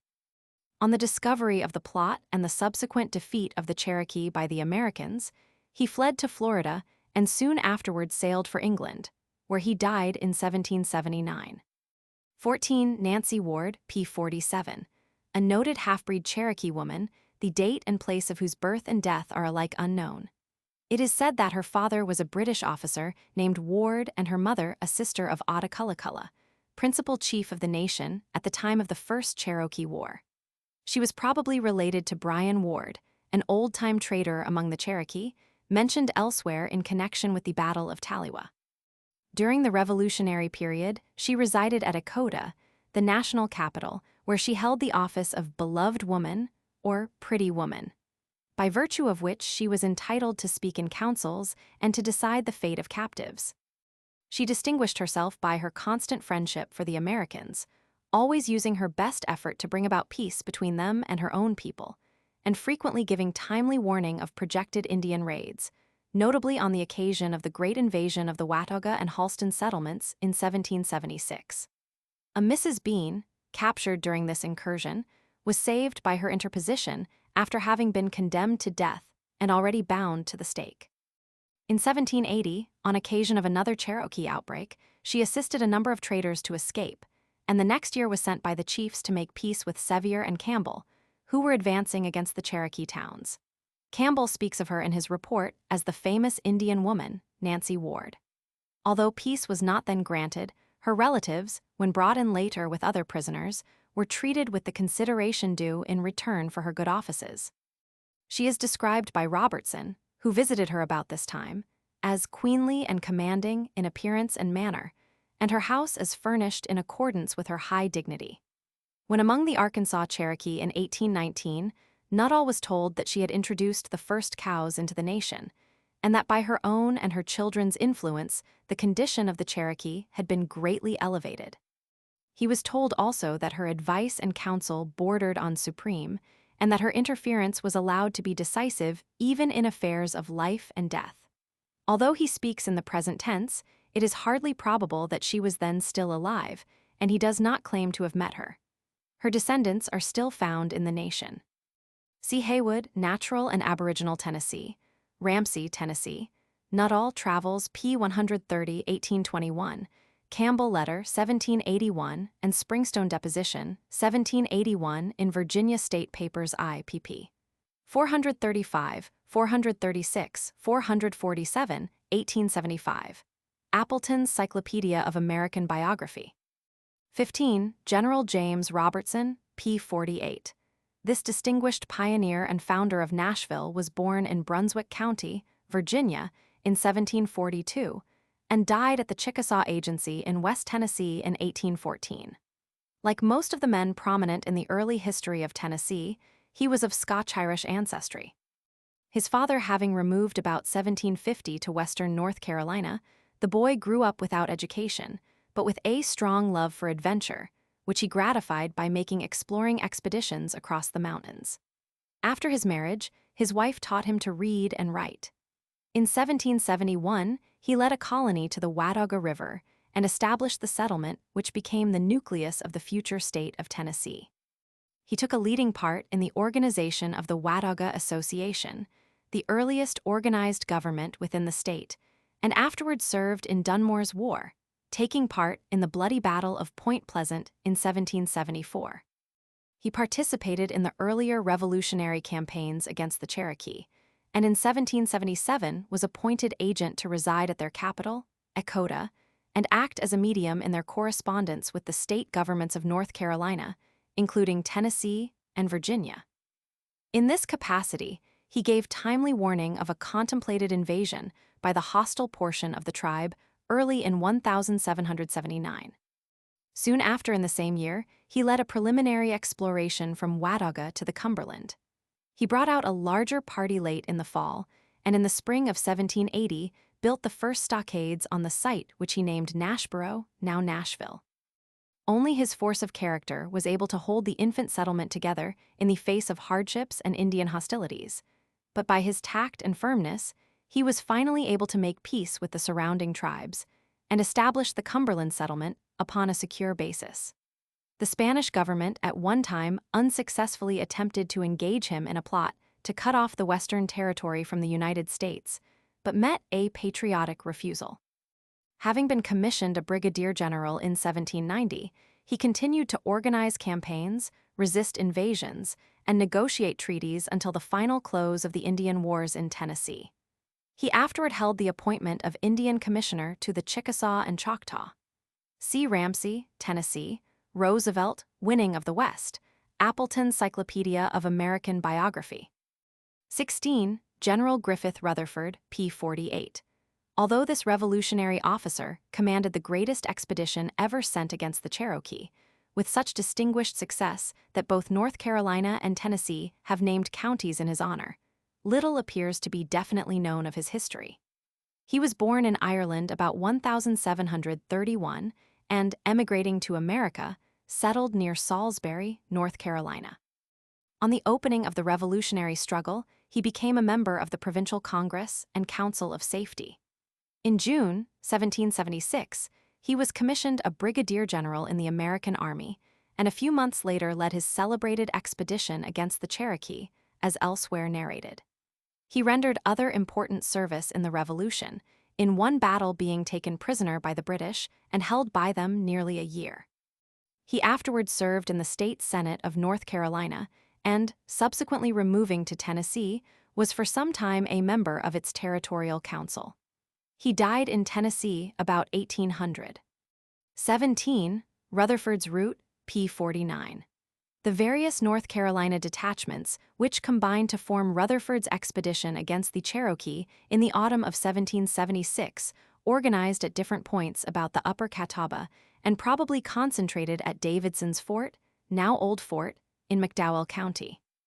Thence, advancing westward closely upon the line of the present Southern Railroad and its western North Carolina branch, the army crossed the Blue Ridge over the Swannanoa Gap and went down the Swannanoa to its junction with the French Broad, crossing the latter at the Warrior Ford, below the present Asheville. Thence up Hominy Creek and across the ridge to Pigeon River, crossing it a few miles below the junction of the East and West Forks. Thence to Richland Creek, crossing it just above the present Waynesville. And over the dividing ridge between the present Haywood and Jackson counties to the head of Scott's Creek. Thence down that creek, by a blind path through a very mountainous bad way, as Moore's old narrative has it, to its junction with the Tuckasegee River just below the present Webster. Thence, crossing to the west-south side of the river, the troops followed a main trail down the stream for a few miles until they came to the first Cherokee town, Stecoa, on the site of the farm formerly owned by Colonel William H. Thomas, just above the present railroad village of Whittier, Swain County, North Carolina. After destroying the town, a detachment left the main body and pursued the fugitives northward on the other side of the river to Occanalafty River and Soco Creek, getting back afterward to the settlements by steering an easterly course across the mountains to Richland Creek. More narrative. The main army, under Rutherford, crossed the dividing ridge to the southward of Whittier and descended Cowie Creek to the waters of Little Tennessee, in the present Macon County. After destroying the towns in this vicinity, the army ascended Cardugaja Creek, west from the present Franklin, and crossed the Nantahala Mountains at Weah Gap where a fight took place to Nantahala River, probably at the town of the same name, about the present Jarrett Station. From here the march was west across the mountain into the present Cherokee County and down Valley River to its junction with the Hiwassee, at the present Murphy. Authorities: More narrative and Wilson letter in North Carolina University Magazine, February 1888. Ramsey, Tennessee, p. 164. Roosevelt winning of the West, IPP. 303-2. Royce, Cherokee map, personal information from Colonel William H. Thomas, Major James Bryson, whose grandfather was with Rutherford and Cherokee informants. 18. Colonel William Christian, p. 50. Colonel William Christian, sometimes incorrectly called Christie, was born in Berkeley County, Virginia, in 1732. Accustomed to frontier warfare almost from boyhood, he served in the French and Indian War with the rank of captain, and was afterward in command of the Tennessee and North Carolina forces which participated in the Great Battle of Point Pleasant in 1774, although he himself arrived too late for the fight. He organized a regiment at the opening of the Revolutionary War, and in 1776 led an expedition from Virginia against the Upper Cherokee and compelled them to sue for peace.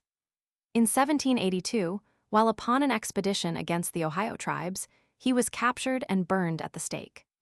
19. The Great Indian Warpath, p. 50. This noted Indian thoroughfare from Virginia through Kentucky and Tennessee to the Creek Country in Alabama and Georgia is frequently mentioned in the early narrative of that section, and is indicated on the maps accompanying Ramsey's Annals of Tennessee and Royce's Cherokee Nation, in the 5th Annual Report of the Bureau of Ethnology. Royce's map shows it in more correct detail. It was the great trading and warpath between the northern and southern tribes, and along the same path Christian, Sevier, and others of the old Indian fighters led their men to the destruction of the towns on Little Tennessee, Hiwassee, and southward. According to Ramsey, p. 88, one branch of it ran nearly on the line of the later stage road from Harper's Ferry to Knoxville, passing the Big Lick in Boatert County, Virginia, crossing New River near Old Fort Kiswell, which stood on the south bank of Reed Creek of New River, about 9 miles east from Wytheville, Virginia, crossing Halston at the 7-mile ford, thence to the left of the stage road near the river to the North Fork of Halston, crossing as at present. Thence to Big Creek, and crossing the Halston at Dodson's Ford, to the grassy springs near the former residence of Micajah Lee, thence down the Nolichucky to Long Creek, up it to its head, and down Dumplin Creek nearly to its mouth, where the path bent to the left and crossed French Broad near Buckingham's Island. Here a branch left it and went up the west fork of Little Pigeon and across the mountains to the middle towns on Tuckasegee and the upper Little Tennessee. The main trail continued up Boyd's Creek to its head and down Ellajoy Creek to Little River crossing near Henry's Place, thence by the present Maryville to the mouth of Tellico, and passing through the Cherokee towns of Tellico, Echota, and Hiwassee down the Coosa, connecting with the Great War Path of the Creeks. Near the Wolf Hills, now Abingdon, Virginia, another path came in from Kentucky, passing through the Cumberland Gap. It was along this latter road that the early explorers entered Kentucky, and along it also the Shawano and other Ohio tribes often penetrated to raid upon the Halston and New River settlements. On Royce's map, the trail is indicated from Virginia southward.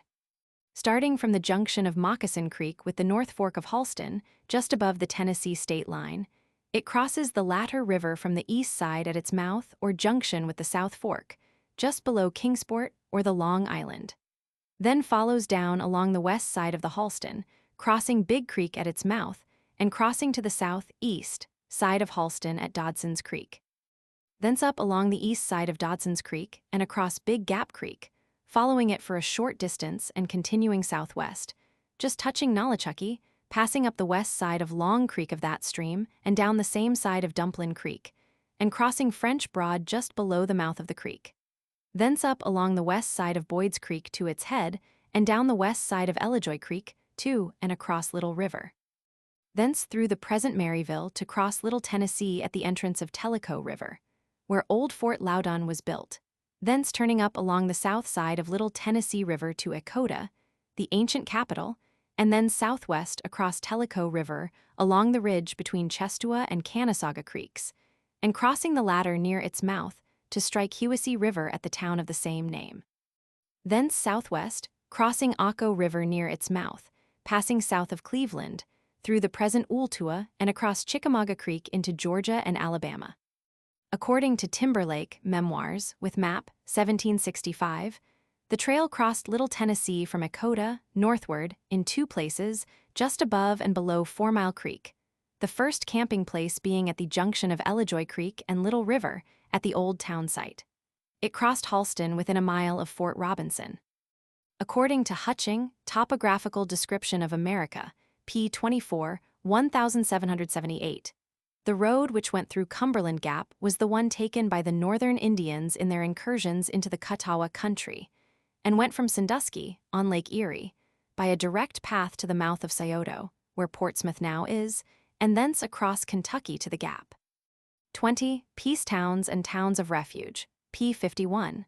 Towns of refuge existed among the Cherokee, the Creeks, and probably other Indian tribes, as well as among the ancient Hebrews, the institution being a merciful provision for softening the harshness of the primitive law, which required a life for a life.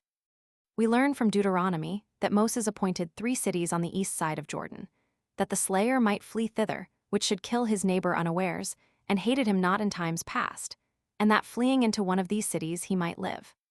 It was also ordained that as more territory was conquered from the heathen 3 additional cities, should be thus set aside as havens of refuge for those who should accidentally take human life, and where they should be safe until the matter could be adjusted.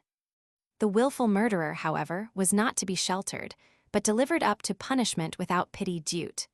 Roman 4, 41-43 and Roman 19, 111. Echota, the ancient Cherokee capital near the mouth of Little Tennessee, was the Cherokee town of refuge, commonly designated as the White Town or Peace Town. According to Adair, the Cherokee in his time, although extremely degenerate in other things, still observed the law so strictly in this regard that even a willful murderer who might succeed in making his escape to that town was safe so long as he remained there. Although, unless the matter was compounded in the meantime, the friends of the slain person would seldom allow him to reach home alive after leaving it. He tells how a trader who had killed an Indian to protect his own property took refuge in Echota, and after having been there for some months prepared to return to his trading store, which was but a short distance away, but was assured by the chiefs that he would be killed if he ventured outside the town. He was accordingly obliged to stay a longer time until the tears of the bereaved relatives had been wiped away with presents. In another place, the same author tells how a Cherokee, having killed a trader, was pursued and attempted to take refuge in the town, but was driven off into the river as soon as he came in sight by the inhabitants, who feared either to have their town polluted by the shedding of blood or to provoke the English by giving him sanctuary. Adair, American Indians, p. 158, 1775. In 1768, Akanastota, speaking on behalf of the Cherokee delegates who had come to Johnson Hall to make peace with the Iroquois, said, "We come from Chott, where the Wise House, the House of Peace, is erected. Treaty Record, 1768, New York Colonial Documents, Roman 8, p. 42, 1857. In 1786, the friendly Cherokee made Chota the watchword by which the Americans might be able to distinguish them from the hostile Creeks, Ramsey, Tennessee, p. 343. From conversation with Old Cherokee, it seems probable that in cases where no satisfaction was made by the relatives of the manslayer, he continued to reside close within the limits of the town until the next recurrence of the annual green corn dance, when a general amnesty was proclaimed. Among the Creeks, the ancient town of Coosa or Coosa on Coosa River in Alabama was a town of refuge. In Adair's time, although then almost deserted and in ruins, it was still a place of safety for one who had taken human life without design. Certain towns were also known as peace towns, from their prominence in peace ceremonials and treaty making. Upon this, Adair says, "In almost every Indian nation there are several peaceable towns, which are called Old Beloved, Ancient, Holy, or White Towns. They seem to have been formerly towns of refuge, for it is not in the memory of their oldest people that ever human blood was shed in them, although they often force persons from thence and put them to death elsewhere." Adair, American Indians, 159. A closely parallel institution seems to have existed among the Seneca. The Seneca Nation, ever the largest, and guarding the western door of the Long House, which was threatened alike from the north, west, and south, had traditions peculiarly their own, besides those common to the other members of the Confederacy. The stronghold or fort Gaustraye on the mountain ridge, 4 miles east of Lewiston, had a peculiar character as the residence of a virgin queen known as the Peacemaker. When the Iroquois Confederacy was first formed, the prime factors were mutual protection and domestic peace, and this fort was designed to afford comfort and relieve the distress incident to war. It was a true city of refuge, to which fugitives from battle, whatever their nationality, might flee for safety and find generous entertainment. Curtains of deerskin separated pursuer and pursued while they were being lodged and fed. At parting, the curtains were withdrawn, and the hostile parties, having shared the hospitality of the queen, could neither renew hostility or pursuit without the queen's consent. According to tradition, no virgin had for many generations been counted worthy to fill the place or possessed the genius and gifts to honor the position. In 1878, the Tonawanda Band proposed to revive the office and conferred upon Caroline Parker the title. Carrington, in Six Nations of New York, Extra Bulletin 11th Census, p. 73, 1892. 21. Scalping by Whites, p. 53. To the student, aware how easily the civilized man reverts to his original savagery when brought in close contact with its conditions, it will be no surprise to learn that every barbarous practice of Indian warfare was quickly adopted by the white pioneer and soldier, and frequently legalized and encouraged by local authority. Scalping, while the most common, was probably the least savage and cruel of them all, being usually performed after the victim was already dead, with the primary purpose of securing a trophy of the victory.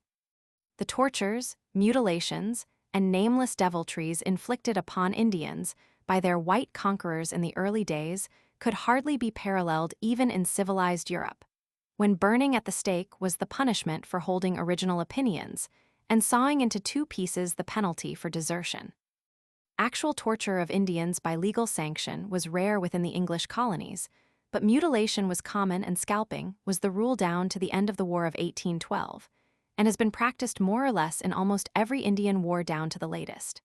Captain Church, who commanded in King Philip's War in 1676, states that his men received 30 shillings a head for every Indian killed or taken, and Philip's head, after it was cut off, went at the same price. When the chief was killed, one of his hands was cut off and given to his Indian slayer, to show to such gentlemen as would bestow gratuities upon him, and accordingly he got many a penny by it. His other hand was chopped off and sent to Boston for exhibition. His head was sent to Plymouth and exposed upon a scaffold there for 20 years, while the rest of his body was quartered and the pieces left hanging upon 4 trees. 50 years later, Massachusetts offered a bounty of £100 for every Indian scalp, and scalp hunting thus became a regular and usually a profitable business. On one occasion, a certain Lovewell, having recruited a company of 40 men for this purpose, discovered 10 Indians lying asleep by their fire and killed the whole party. After scalping them, they stretched the scalps upon hoops and marched thus into Boston, where the scalps were paraded and the bounty of 1,000 pounds paid for them. By a few other scalps sold from time to time at the regular market rate, Lovewell was gradually acquiring a competency when in May 1725 his company met disaster. He discovered and shot a solitary hunter who was afterwards scalped by the chaplain of the party, but the Indian managed to kill Lovewell before being overpowered, on which the whites withdrew, but were pursued by the tribesmen of the slain hunter, with the result that but 16 of them got home alive. A famous old ballad of the time tells how our worthy Captain Lovewell among them there did die. They killed Lieutenant Robbins and wounded good young Fry, who was our English chaplain. He many Indians slew, and some of them he scalped when bullets round him flew. When the mission village of Norridgewock was attacked by the New England men about the same time, women and children were made to suffer the fate of the warriors. The scholarly missionary, Rassel's author of the Abnaki Dictionary, was shot down at the foot of the cross, where he was afterward found with his body riddled with balls, his skull crushed and scalped, his mouth and eyes filled with earth, his limbs broken, and all his members mutilated in this by white men. The border men of the Revolutionary period and later invariably scalped slain Indians as often as opportunity permitted. And, as has already been shown, both British and American officials encouraged the practice by offers of bounties and rewards, even in the case of the former, when the scalps were those of white people. Our difficulties with the Apache date from a treacherous massacre of them in 1836 by a party of American scalp hunters in the pay of the governor of Sonora. The bounty offered was 1 ounce of gold per scalp. In 1864, the Colorado militia under Colonel Chivington attacked a party of Cheyennes camped under the protection of the United States flag, and killed, mutilated, and scalped 170 men, women, and children, bringing the scalps into Denver, where they were paraded in a public hall.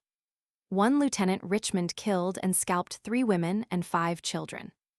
Scalps were taken by American troops in the Modoc War of 1873, and there is now living in the Comanche tribe a woman who was scalped, though not mortally wounded, by white soldiers in one of the later Indian encounters in Texas.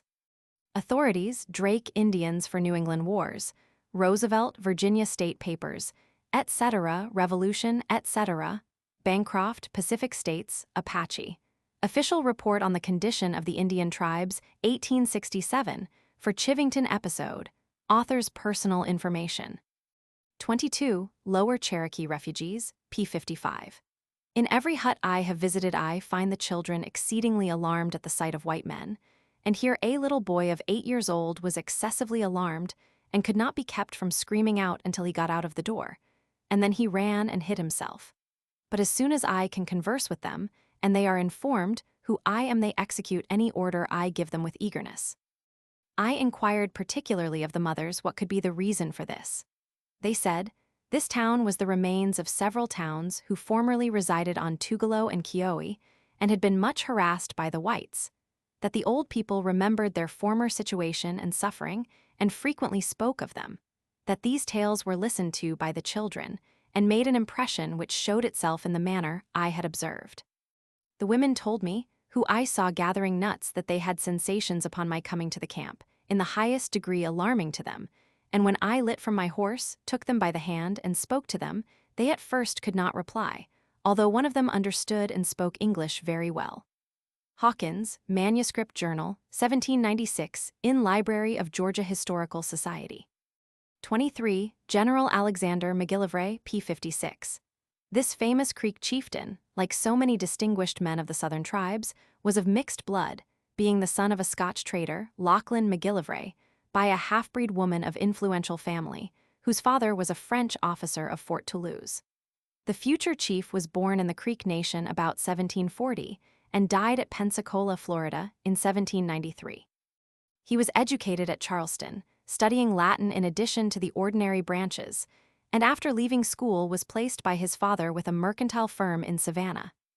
He remained but a short time when he returned to the Creek country, where he soon began to attract attention, becoming a partner in the firm of Panton, Forbes, and Leslie of Pensacola, which had almost a monopoly of the Creek trade. He succeeded to the chieftainship on the death of his mother, who came of ruling stock, but refused to accept the position until called to it by a formal council, when he assumed the title of Emperor of the Creek Nation. His paternal estates having been confiscated by Georgia at the outbreak of the Revolution, he joined the British side with all his warriors and continued to be a leading instigator in the border hostilities until 1790, when he visited New York with a large retinue and made a treaty of peace with the United States on behalf of his people. President Washington's instructions to the treaty commissioners, in anticipation of this visit, state that he was said to possess great abilities and an unlimited influence over the Creeks and part of the Cherokee, and that it was an object worthy of considerable effort to attach him warmly to the United States. In pursuance of this policy, the Creek chiefs were entertained by the Tammany Society, all the members being in full Indian dress, at which the visitors were much delighted and responded with an Indian dance, while McGillivray was induced to resign his commission as colonel in the Spanish service for a commission of higher grade in the service of the United States. Soon afterward, on account of some opposition, excited by Bowles, a renegade white man, he absented himself from his tribe for a time, but was soon recalled, and continued to rule over the nation until his death. McGillivray appears to have had a curious mixture of Scotch shrewdness, French love of display, and Indian secretiveness. He fixed his residence at Little Tallahassee, on the Coosa, a few miles above the present Wetumpka, Alabama, where he lived in a handsome house with extensive quarters for his Negro slaves, so that his place had the appearance of a small town. He entertained with magnificence and traveled always in state, as became one who styled himself emperor. Throughout the Indian wars he strove, so far as possible, to prevent unnecessary cruelties, being noted for his kindness to captives, and his last years were spent in an effort to bring teachers among his people. On the other hand, he conformed much to the Indian customs, and he managed his negotiations with England, Spain, and the United States with such adroitness that he was able to play off one against the other, holding commissions by turn in the service of all three. Woodward, who knew of him by later reputation, asserts positively that McGillivray's mother was of pure Indian blood and that he himself was without education, his letters having been written for him by Leslie, of the trading firm with which he was connected. The balance of testimony, however, seems to leave no doubt that he was an educated as well as an able man, whatever may have been his origin. Authorities: Drake, American Indians, Documents in American State Papers, Indian Affairs, I, 1832. Pickett, Alabama, 1896. Appleton's Cyclopedia of American Biography, Woodward Reminiscences, p. 59 at Passim, 1859. 24. Governor John Sevier, p. 57. This noted leader and statesman in the pioneer history of Tennessee was born in Rockingham County, Virginia, in 1745, and died at the Creek town of Tuckabachie, in Alabama, in 1815. His father was a French immigrant of good birth and education, the original name of the family being Xavier. The son received a good education, and being naturally remarkably handsome and of polished manner, fine courage, and generous temperament, soon acquired a remarkable influence over the rough border men with whom his lot was cast, and among whom he was afterward affectionately known as Chucky Jack. To the Cherokee, he was known as Sanusty, Little John. After some service against the Indians on the Virginia frontier, he removed to the new Watauga settlement in Tennessee in 1772, and at once became prominently identified with its affairs. He took part in Dunmore's War in 1774, and, afterward, from the opening of the Revolution in 1775 until the close of the Indian Wars in Tennessee, a period extending over nearly 20 years, was the acknowledged leader or organizer in every important Indian campaign along the Tennessee border. His services in this connection have been already noted. He also commanded one wing of the American forces at the Battle of Kings Mountain in 1780, and in 1783 led a body of mountain men to the assistance of the Patriots under Marion. At one time during the Revolution, a Tory plot to assassinate him was revealed by the wife of the principal conspirator. In 1779, he had been commissioned as commander of the militia of Washington County, North Carolina, the nucleus of the present state of Tennessee, a position which he had already held by common consent. Shortly after the close of the Revolution, he held for a short time the office of governor of the seceding state of Franklin, for which he was arrested and brought to trial by the government of North Carolina, but made his escape when the matter was allowed to drop. The question of jurisdiction was finally settled in 1790, when North Carolina ceded the disputed territory to the general government. Before this, Sevier had been commissioned as brigadier general. When Tennessee was admitted as a state in 1796, he was elected its first state governor, serving 3 terms or 6 years. In 1803, he was again re-elected, serving 3 more terms. In 1811, he was elected to Congress, where he served 2 terms and was re-elected to a 3rd, but died before he could take his seat, having contracted a fever while on duty as a boundary commissioner among the Creeks, being then in his 71st year. For more than 40 years, he had been continuously in the service of his country, and no man of his state was ever more loved and respected.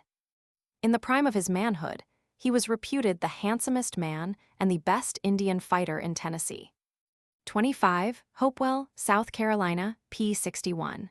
This place, designated in early treaties and also in Hawkins's manuscript journal as Hopewell on the Kiowa, was the plantation seat of General Andrew Pickens, who resided there from the close of the Revolution until his death in 1817. It was situated on the northern edge of the present Anderson County, on the east side of Kiowa River, opposite and a short distance below the entrance of Little River, and about 3 miles from the present Pendleton. In sight of it, on the opposite side of Kiowa, was the old Cherokee town of Seneca, destroyed by the Americans in 1776. Important treaties were made here with the Cherokee in 1785 and with the Chickasaw in 1786. 26. Colonel Benjamin Hawkins, p. 61. This distinguished soldier, statesman, and author was born in Warren County, North Carolina in 1754 and died at Hawkinsville, Georgia in 1816. His father, Colonel Philemon Hawkins, organized and commanded a regiment in the Revolutionary War and was a member of the convention that ratified the national Constitution. At the outbreak of the Revolution, young Hawkins was a student at Princeton, but offered his services to the American cause, and on account of his knowledge of French and other modern languages, was appointed by Washington his staff interpreter for communicating with the French officers cooperating with the American army. He took part in several engagements and was afterward appointed commissioner for procuring war supplies abroad. After the close of the war, he was elected to Congress, and in 1785 was appointed on the commission which negotiated at Hopewell the first federal treaty with the Cherokee. He served a 2nd term in the House and another in the Senate, and in 1796 was appointed superintendent for all the Indians south of the Ohio. He thereupon removed to the Creek country and established himself in the wilderness at what is now Hawkinsville, Georgia, where he remained in the continuance of his office until his death. As senator, he signed the deed by which North Carolina ceded Tennessee to the United States in 1790, and as Indian superintendent helped to negotiate 7 different treaties with the southern tribes. He had an extensive knowledge of the customs and language of the Creeks, and his Sketch of the Creek Country, written in 1799 and published by the Historical Society of Georgia in 1848, remains a standard. His journal and other manuscripts are in possession of the same society, while a manuscript Cherokee vocabulary is in possession of the American Philosophical Society in Philadelphia. Authorities: Hawkins's manuscripts with Georgia Historical Society, Indian Treaties, 1837, American State Papers, Indian Affairs, I, 1832, Roman II, 1834. Gatchett, Creek Migration Legend Appleton, Cyclopedia of American Biography. 27. Governor William Blount, p. 68. William Blount, Territorial Governor of Tennessee, was born in North Carolina in 1744 and died at Knoxville, Tennessee, in 1800. He held several important offices in his native state, including 2 terms in the Assembly and 2 others as delegate to the Old Congress, in which latter capacity he was one of the signers of the federal Constitution in 1787. On the organization of a territorial government for Tennessee in 1790, he was appointed territorial governor and also superintendent for the Southern tribes, fixing his headquarters at Knoxville. In 1791, he negotiated an important treaty with the Cherokee and had much to do with directing the operations against the Indians until the close of the Indian War. He was president of the convention which organized the state of Tennessee in 1796 and was elected to the National Senate, but was expelled on the charge of having entered into a treasonable conspiracy to assist the British in conquering Louisiana from Spain. A United States officer was sent to arrest him, but returned without executing his mission on being warned by Blount's friends that they would not allow him to be taken from the state. The impeachment proceedings against him were afterward dismissed on technical grounds. In the meantime, the people of his own state had shown their confidence in him by electing him to the state senate, of which he was chosen president.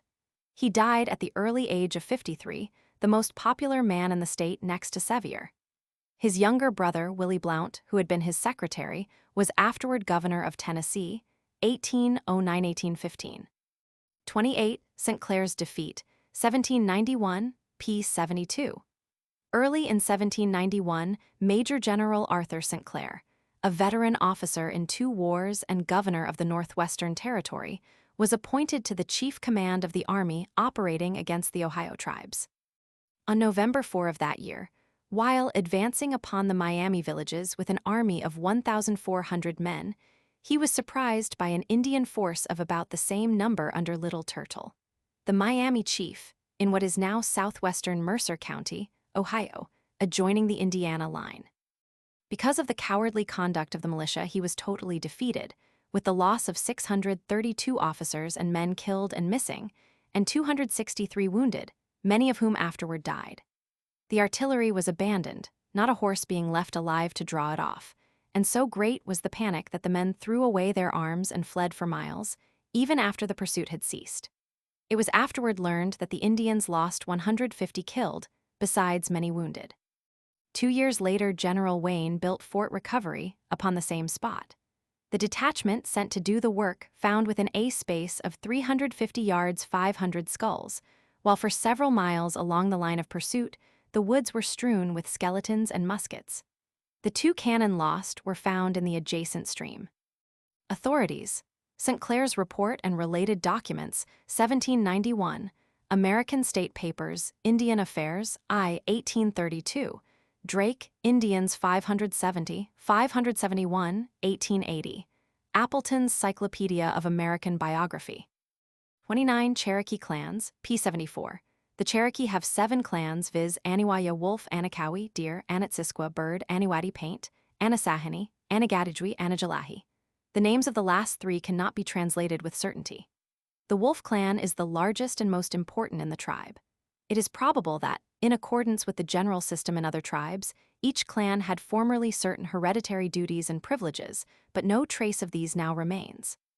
Children belong to the clan of the mother, and the law forbidding marriage between persons of the same clan is still enforced among the conservative full-bloods.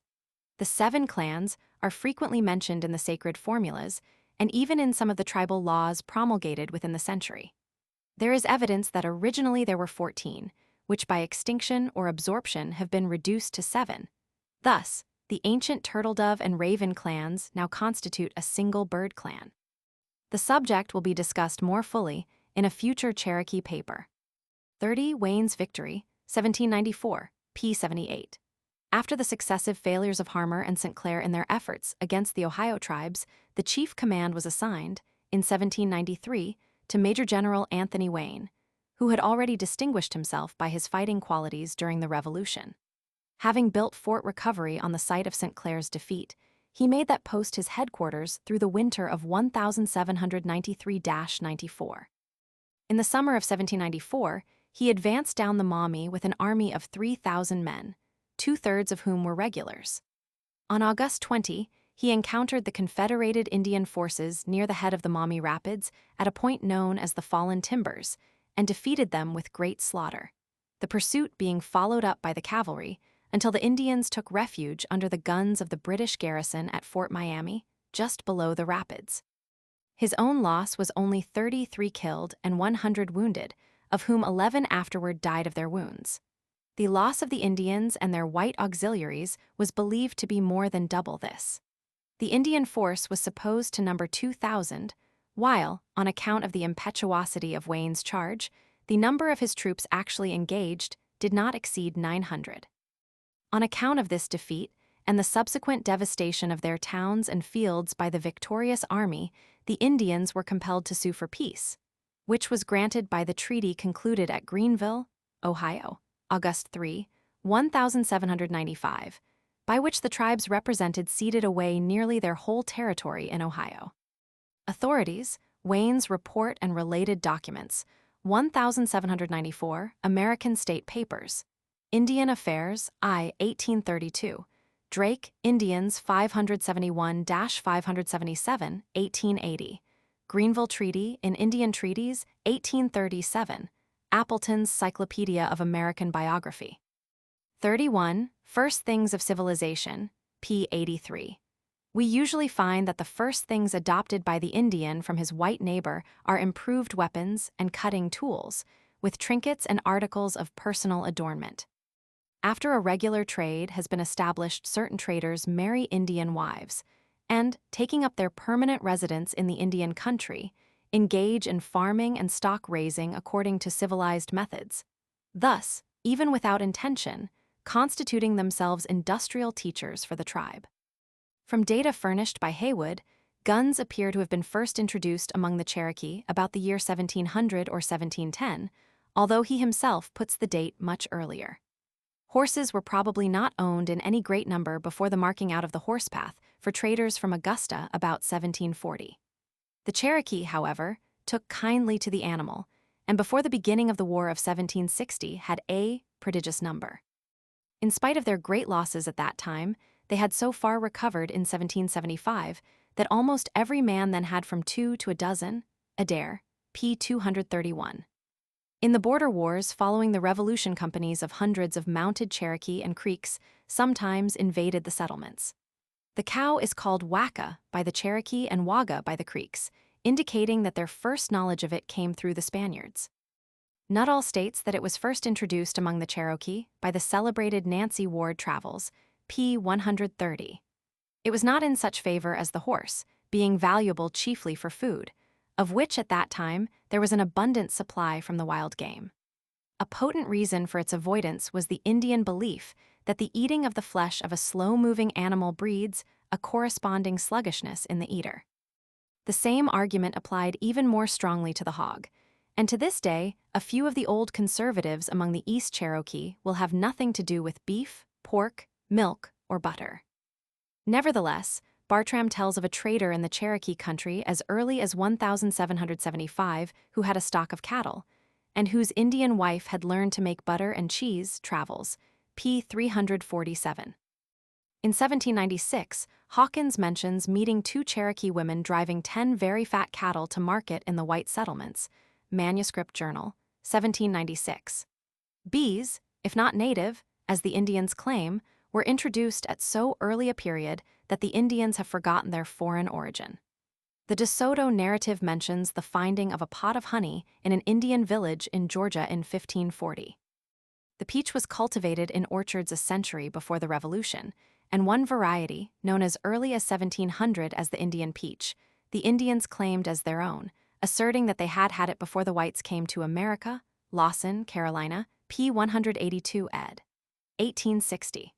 Potatoes were introduced early and were so much esteemed that, according to one old informant, the Indians in Georgia, before the removal, lived on them. Coffee came later, and the same informant remembered when the full-bloods still considered it poison, in spite of the efforts of the chief, Charles Hicks, to introduce it among them. Spinning wheels and looms were introduced shortly before the Revolution. According to the Wananahi manuscript, the first among the Cherokee were brought over from England by an Englishman named Edward Graves, who taught his Cherokee wife to spin and weave. The anonymous writer may have confounded this early civilizer with a young Englishman who was employed by Agent Hawkins in 1801 to make wheels and looms for the Creeks. Hawkins, 1801, in American State Papers. Indian Affairs, I. p. 647.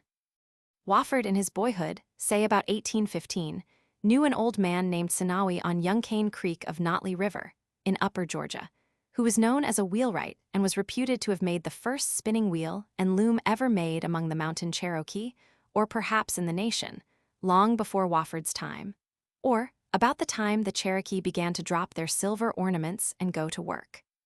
In 1785, the commissioners for the Hopewell Treaty reported that some of the Cherokee women had lately learned to spin, and many were very desirous of instruction in the raising, spinning, and weaving of flax, cotton, and wool. Hopewell Commissioners Report, 1785, American State Papers.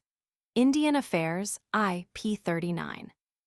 In accordance with their recommendation, the next treaty made with the tribe, in 1791, contained a provision for supplying the Cherokee with farming tools.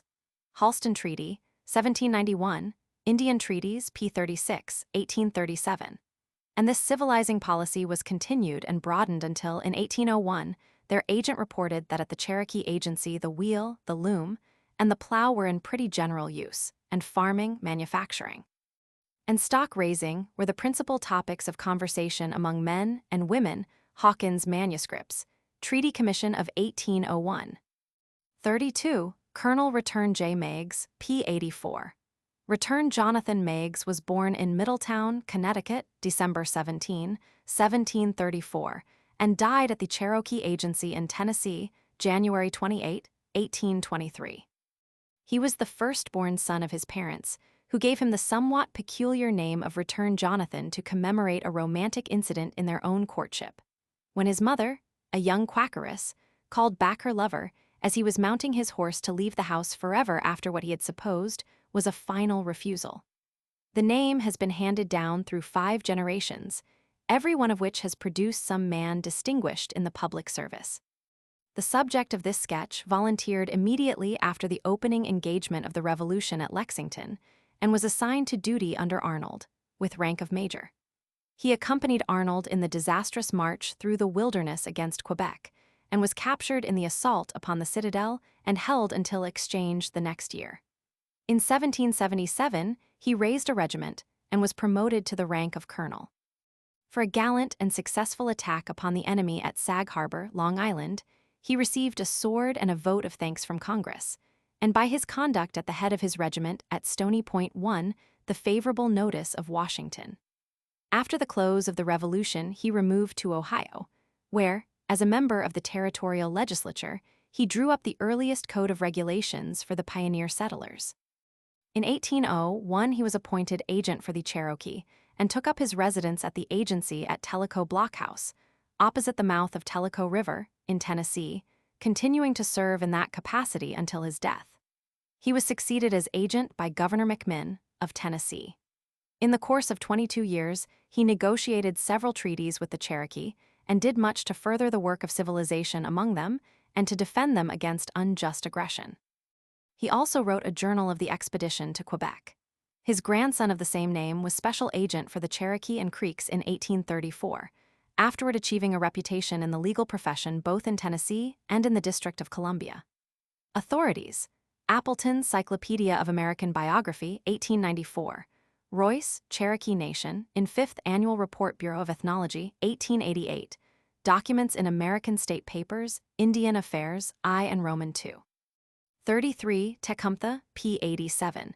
This great chief of the Shawano and commander of the allied northern tribes in the British service was born near the present Chillicothe, in western Ohio, about 1770, and fell in the Battle of the Thames in Ontario, October 5, 1813.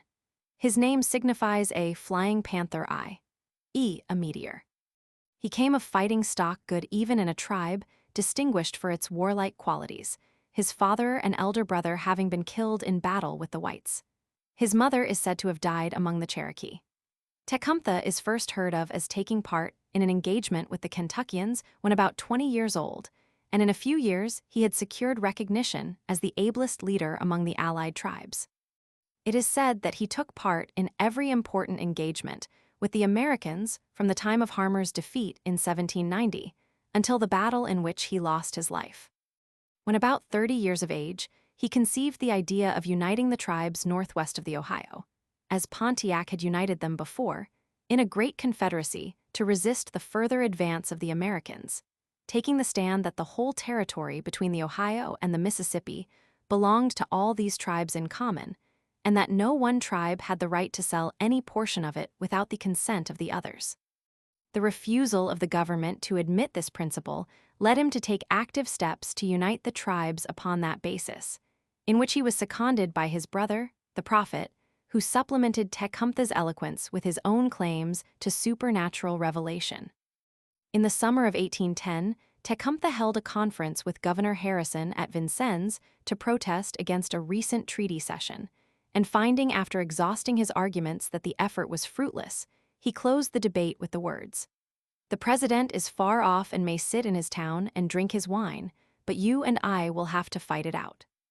Both sides at once prepared for war, Tecumseh going south to enlist the aid of the Creek, Choctaw, and other southern tribes, while Harrison took advantage of his absence to force the issue by marching against the prophet's town on the Tippecanoe River, where the hostile warriors from a dozen tribes had gathered. A battle fought before daybreak of November 6, 1811, resulted in the defeat of the Indians and the scattering of their forces. Tecumseh returned to find his plans brought to naught for the time. But the opening of the war between the United States and England, a few months later, enabled him to rally the Confederated tribes once more to the support of the British against the Americans. As a commissioned brigadier general in the British service, he commanded 2,000 warriors in the War of 1812, distinguishing himself no less by his bravery than by his humanity in preventing outrages and protecting prisoners from massacre, at one time saving the lives of 400 American prisoners who had been taken in ambush near Fort Meigs and were unable to make longer resistance. He was wounded at Maguagua, where nearly 400 were killed and wounded on both sides.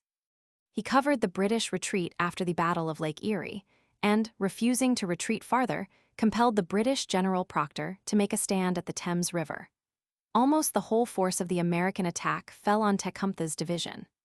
Early in the engagement, he was shot through the arm, but continued to fight desperately until he received a bullet in the head and fell dead, surrounded by the bodies of 120 of his slain warriors. The services of Tecumseh and his Indians to the British cause have been recognized by an English historian who says, "But for them it is probable we should not now have a Canada." Authorities: Drake, Indians, ed. 1880, Appleton's Cyclopedia of American Biography, 1894, Eggleston, Tecumseh and the Shawnee Prophet. 34, Fort Mims Massacre, 1813, p. 89.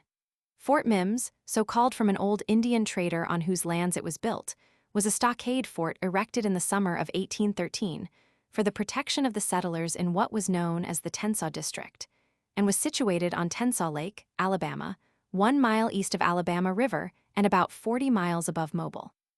It was garrisoned by about 200 volunteer troops under Major Daniel Beasley, with refugees from the neighboring settlement, making a total at the time of its destruction of 553 men, women, and children. Being carelessly guarded, it was surprised on the morning of August 30 by about 1,000 Creek warriors led by the mixed-blood chief, William Weatherford, who rushed in at the open gate, and, after a stout but hopeless resistance by the garrison, massacred all within, with the exception of the few Negroes and half-breeds, whom they spared, and about a dozen whites who made their escape. The Indian loss is unknown, but was very heavy, as the fight continued at close quarters until the buildings were fired over the heads of the defenders. The unfortunate tragedy was due entirely to the carelessness of the commanding officer, who had been repeatedly warned that the Indians were about, and at the very moment of the attack, a Negro was tied up waiting to be flogged for reporting that he had the day before seen a number of painted warriors lurking a short distance outside the stockade. Authorities: Pickett, Alabama, ed.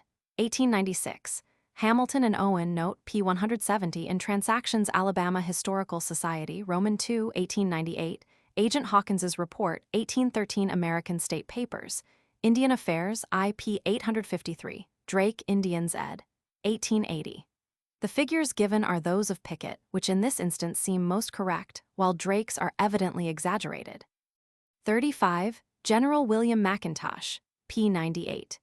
This noted half-breed chief of the Lower Creeks was the son of a Scotch officer in the British Army by an Indian mother, and was born at the Creek town of Coweta in Alabama, on the lower Chattahoochee, nearly opposite the present city of Columbus, Georgia, and killed at the same place by order of the Creek National Council on April 30, 1825.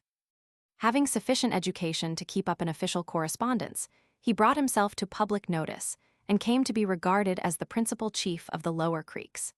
In the Creek War of 1813-14, he led his warriors to the support of the Americans against his brethren of the upper towns, and acted a leading part in the terrible slaughters at Ottosie and the Horseshoe Bend. In 1817, he again headed his warriors on the government side against the Seminole and was commissioned as major. His common title of general belonged to him only by courtesy. In 1821, he was the principal supporter of the Treaty of Indian Springs, by which a large tract between the Flint and Chattahoochee rivers was ceded. The treaty was repudiated by the Creek Nation as being the act of a small faction. 2 other attempts were made to carry through the treaty, in which the interested motives of McIntosh became so apparent that he was branded as a traitor to his nation, and condemned to death together with his principal underlings, in accordance with a Creek law making death the penalty for undertaking to sell lands without the consent of the National Council. About the same time, he was publicly exposed and denounced in the Cherokee Council for an attempt to bribe John Ross and other chiefs of the Cherokee in the same fashion.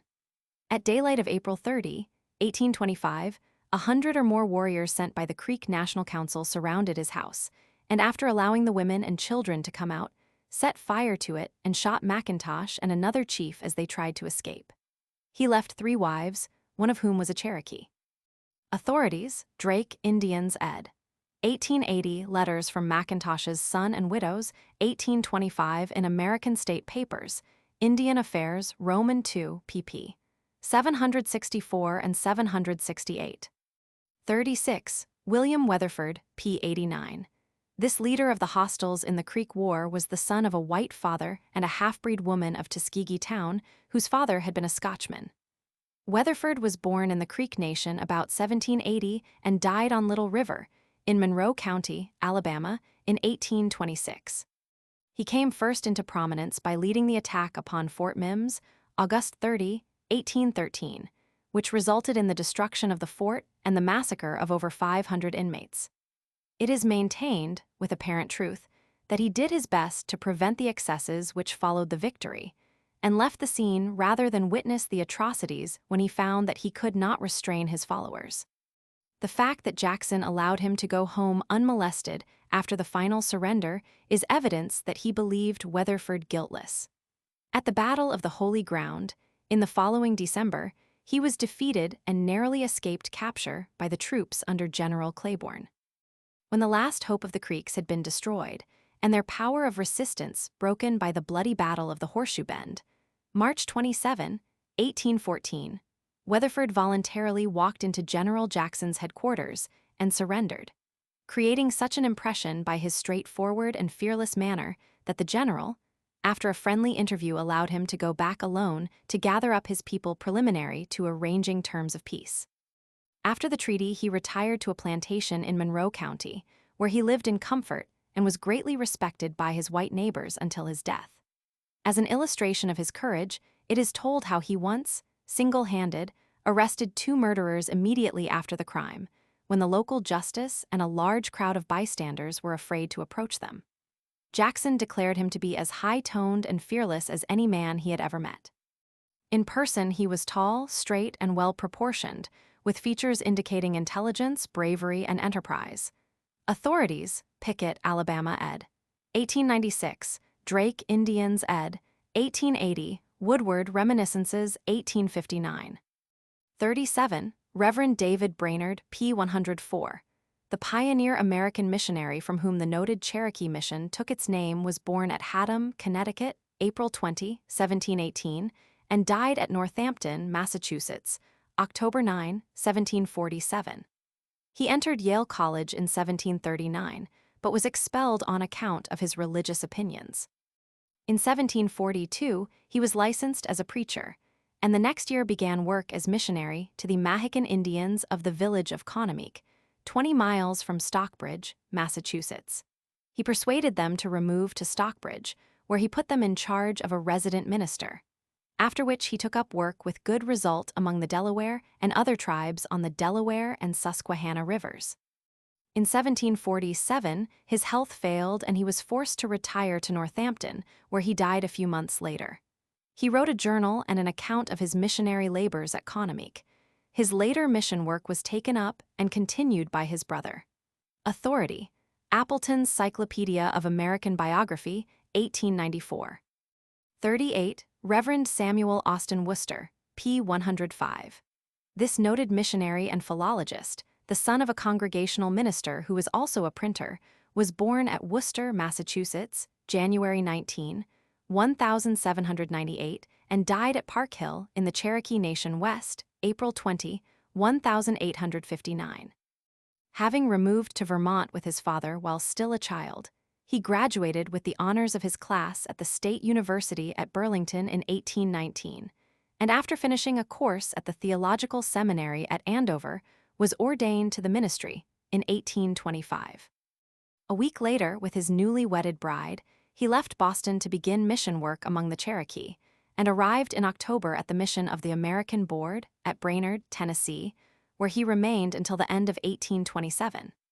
He then, with his wife, removed to New Echota, in Georgia, the capital of the Cherokee Nation, where he was the principal worker in the establishment of the Cherokee Phoenix, the first newspaper printed in the Cherokee language and alphabet. In this labor, his inherited printer's instinct came into play, for he himself supervised the casting of the new types and the systematic arrangement of them in the case. In March 1831, he was arrested by the Georgia authorities for refusing to take a special oath of allegiance to the state. He was released, but was rearrested soon afterward, confined in the state penitentiary, and forced to wear prison garb, until January 1833, notwithstanding a decision by the Supreme Court of the United States nearly a year before that his imprisonment was a violation of the law of the land. The Cherokee Phoenix having been suspended and the Cherokee Nation brought into disorder by the extension over it of the state laws, he then returned to Brainerd, which was beyond the limits of Georgia. In 1835, he removed to the Indian Territory, whither the Arkansas Cherokee had already gone, and after short sojourns at Dwight and Union missions, took up his final residence at Park Hill in December 1836. He had already set up his mission press at Union, printing both in the Cherokee and the Creek languages, and on establishing himself at Park Hill, he began a regular series of publications in the Cherokee language. In 1843, he states that, at Park Hill, besides the preaching of the gospel, a leading object of attention is the preparation and publication of books in the Cherokee language. Letter in Report of Indian Commissioner, p. 356, 1843. The list of his Cherokee publications, first editions, under his own name in Pilling's bibliography comprises about 20 titles, including the Bible, hymn books, tracts, and almanacs in addition to the Phoenix and large number of anonymous works. Says Pilling, "It is very probable that he was the translator of a number of books for which he is not given credit here, especially those portions of the Scripture which are herein not assigned to any name."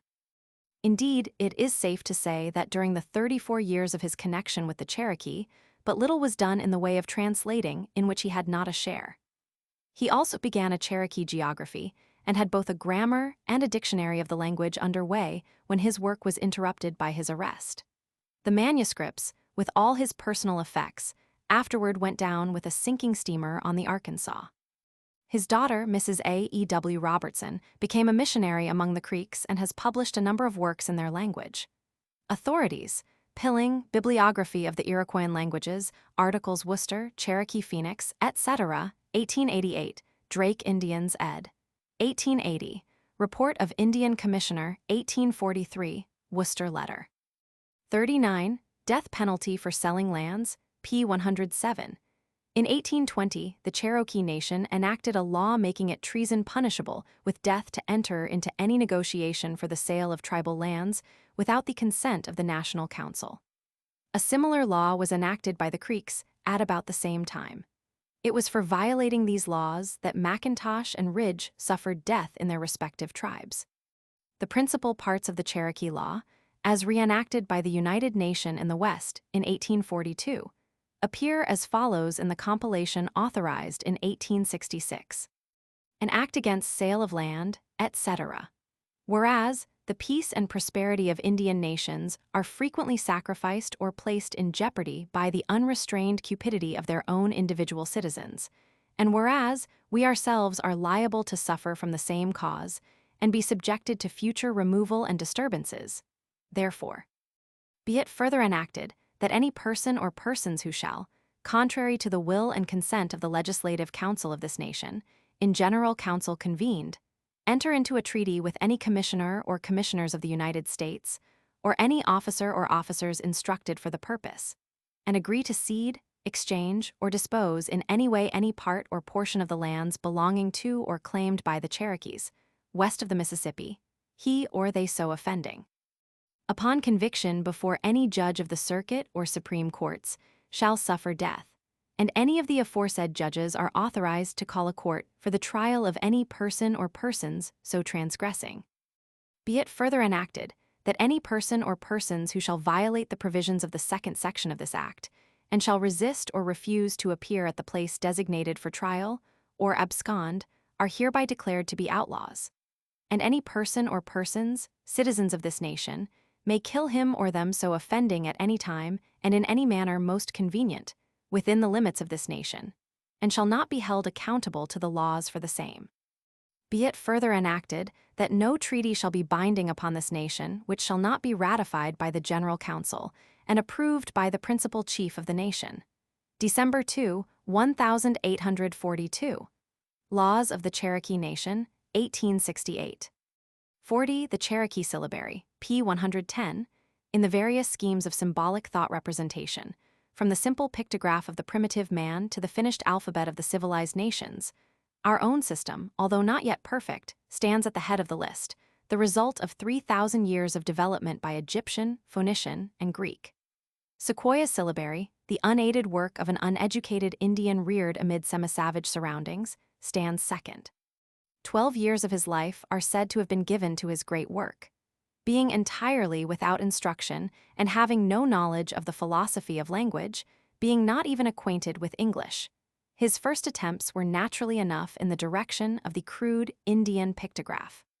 He set out to devise a symbol for each word of the language, and after several years of experiment, finding this an utterly hopeless task, he threw aside the thousands of characters which he had carved or scratched upon pieces of bark, and started in anew to study the construction of the language itself. By attentive observation for another long period, he finally discovered that the sounds in the words used by the Cherokee in their daily conversation and their public speeches could be analyzed and classified, and that the thousands of possible words were all formed from varying combinations of hardly more than 100 distinct syllables. Having thoroughly tested his discovery until satisfied of its correctness, he next proceeded to formulate a symbol for each syllable. For this purpose, he made use of a number of characters which he found in an old English spelling book, picking out capitals, lowercase, italics, and figures, and placing them right side up or upside down, without any idea of their sound or significance as used in English, see Plate V. Having thus utilized some 35 ready-made characters, to which must be added a dozen or more produced by modification of the same originals, he designed from his own imagination as many more as were necessary to his purpose, making 85 in all. The complete syllabary, as first elaborated, would have required some 115 characters.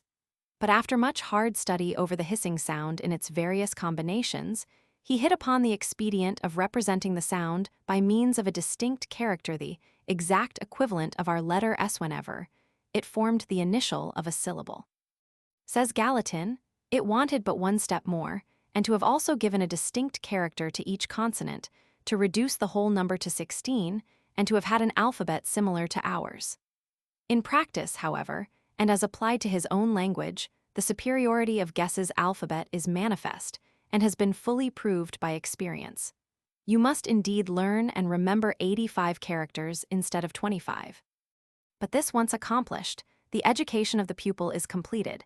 He can read, and he is perfect in his orthography without making it the subject of a distinct study. The boy learns in a few weeks that which occupies 2 years of the time of ours. Says Phillips, in my own observation, Indian children will take 1 or 2, at times several, years to master the English printed and written language, but in a few days can read and write in Cherokee. They do the latter, in fact, as soon as they learn to shape letters. As soon as they master the alphabet, they have got rid of all the perplexing questions in orthography that puzzle the brains of our children. It is not too much to say that a child will learn in a month, by the same effort, as thoroughly in the language of Sequoia, that which in ours consumes the time of our children for at least 2 years. Although in theory the written Cherokee word has 1 letter for each syllable, the rule does not always hold good in practice, owing to the frequent elision of vowel sounds. Thus the word for soul is written with 4 letters as Adanunta, but pronounced in 3 syllables Adanta. In the same way Tsalunayustai, like tobacco, the cardinal flower is pronounced Tsaliusti. There are also, as in other languages, a number of minute sound variations not indicated in the written word, so that it is necessary to have heard the language spoken in order to read with correct pronunciation. The Old Upper dialect is the standard to which the alphabet has been adapted. There is no provision for the R of the lower or the SH of the middle dialect, each speaker usually making his own dialectic change in the reading. The letters of a word are not connected, and there is no difference between the written and the printed character. Authorities, Gallatin, Synopsis of the Indian Tribes in Trans Am. Antic. Soc. Roman II, 1836. Phillips, Sequoia in Harper's Magazine, September 1870. Pilling, Bibliography of Iroquoian Languages, article on guess and plate of syllabary, 1888, author's personal information. 41. Southern Goldfields, p. 116. Almost every valuable mineral and crystal known to the manufacturer or the lapidary is found in the southern Alleghenies, although, so far as present knowledge goes, but few of these occur in paying quantities. It is probable, however, that this estimate may change with improved methods and enlarged railroad facilities. Leaving out of account the earlier operations by the Spanish, French, and English adventurers, of which mention has already been made. The first authentic account of gold finding in any of the states south of Mason and Dixon's line within what may be called the American period appears to be that given by Jefferson, writing in 1781, of a lump of ore found in Virginia, which yielded 17 pennyweights of gold. This was probably not the earliest, however, as we find doubtful references to gold discoveries in both Carolinas before the Revolution. The first mint returns of gold were made from North Carolina in 1793 and from South Carolina in 1829, although gold is certainly known to have been found in the latter state some years earlier. The earliest gold records for the other southern states are approximately Georgia near Dalunga, 1815-1820, Alabama, 1830, Tennessee, Cocoa Creek, Monroe County, 1831, Maryland, Montgomery County, 1849. Systematic tracing of gold belts southward from North Carolina began in 1829 and speedily resulted in the forcible eviction of the Cherokee from the gold-bearing region. Most of the precious metal was procured from placers or alluvial deposits by a simple process of digging and washing. Very little quartz mining has yet been attempted, and that usually by the crudest methods. In fact, for a long period gold working was followed as a sort of side issue to farming between crop seasons. In North Carolina, prospectors obtained permission from the owners of the land to wash or dig on shares, varying from 1/4 to 1/2, and the proprietor was accustomed to put his slaves to work in the same way along the creek bottoms after the crops had been safely gathered. The dust became a considerable medium of circulation, and miners were accustomed to carry about with them quills filled with gold, and a pair of small hand scales, on which they weighed out gold at regular rates. For instance, 312 grains of gold was the customary equivalent of a pint of whiskey. For a number of years, about 1830 and later, A man named Betchler coined gold on his own account in North Carolina, and these coins, with Mexican silver, are said to have constituted the chief currency over a large region. A regular mint was established at Dalunga in 1838 and maintained for some years. From 1804 to 1827, all the gold produced in the United States came from North Carolina, although the total amounted to but $110,000. The discovery of the rich deposits in California checked mining operations in the South, and the Civil War brought about an almost complete suspension, from which there is hardly yet a revival.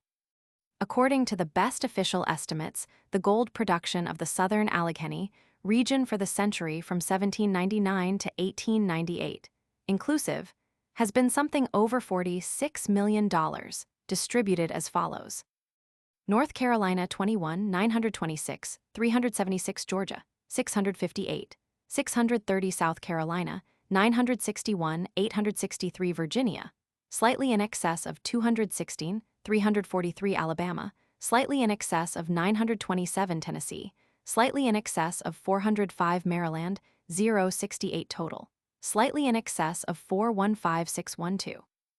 Authorities: Becker, Gold Fields of the Southern Appalachians, in the 16th Annual Report United States Geological Survey, 1895. Day, Mineral Resources of the United States, 17th Annual Report United States Geological Survey, Part 3, 1896.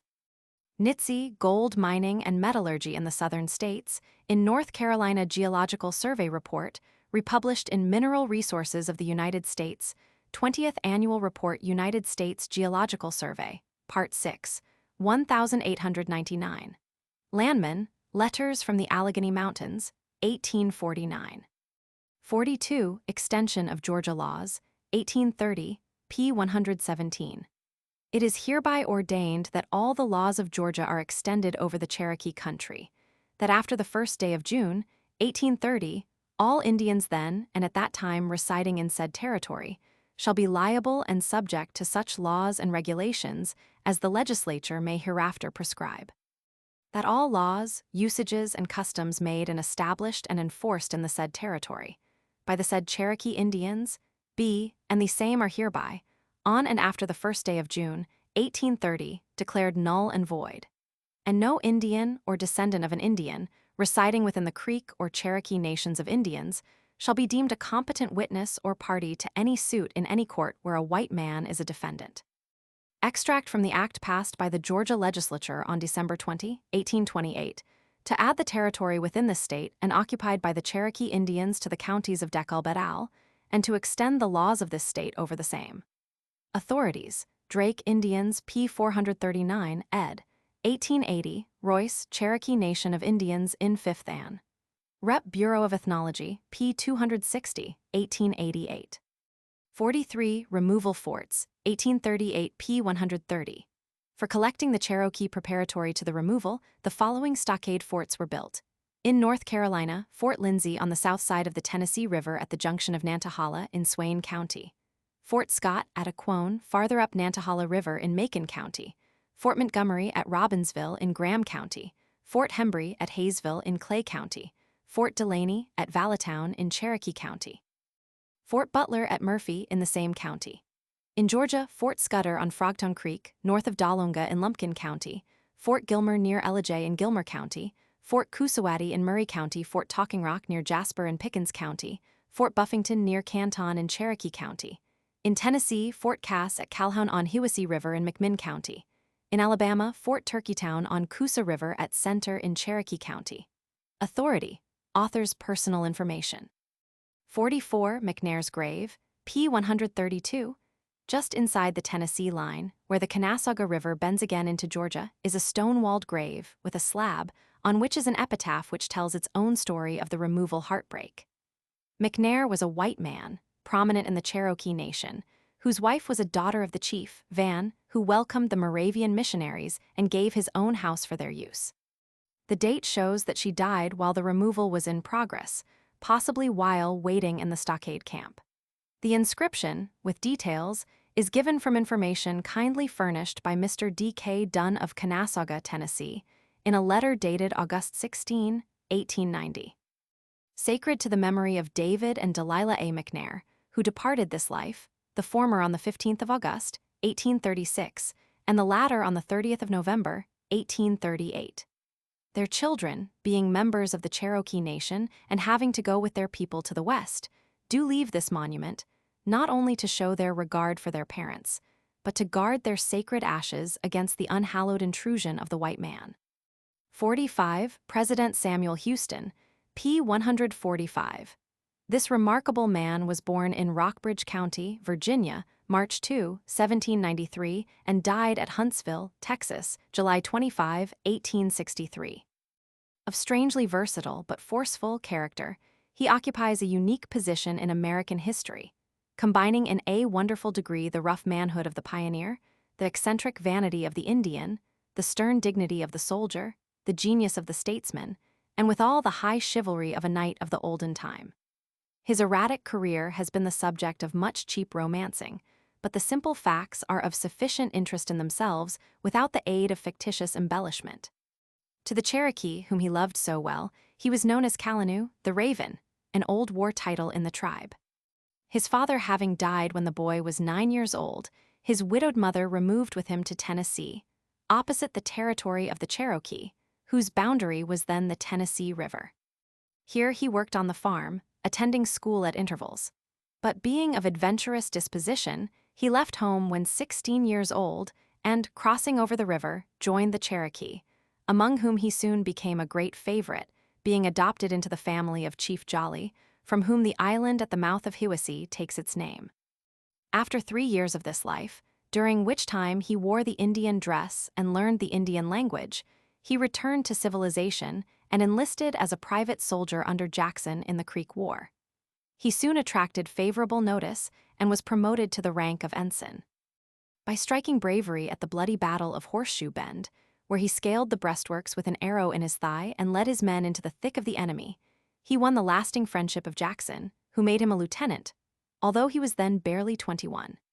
He continued in the army after the war, serving for a time as subagent for the Cherokee at Jackson's request, until the summer of 1818, when he resigned on account of some criticism by Calhoun, then Secretary of War.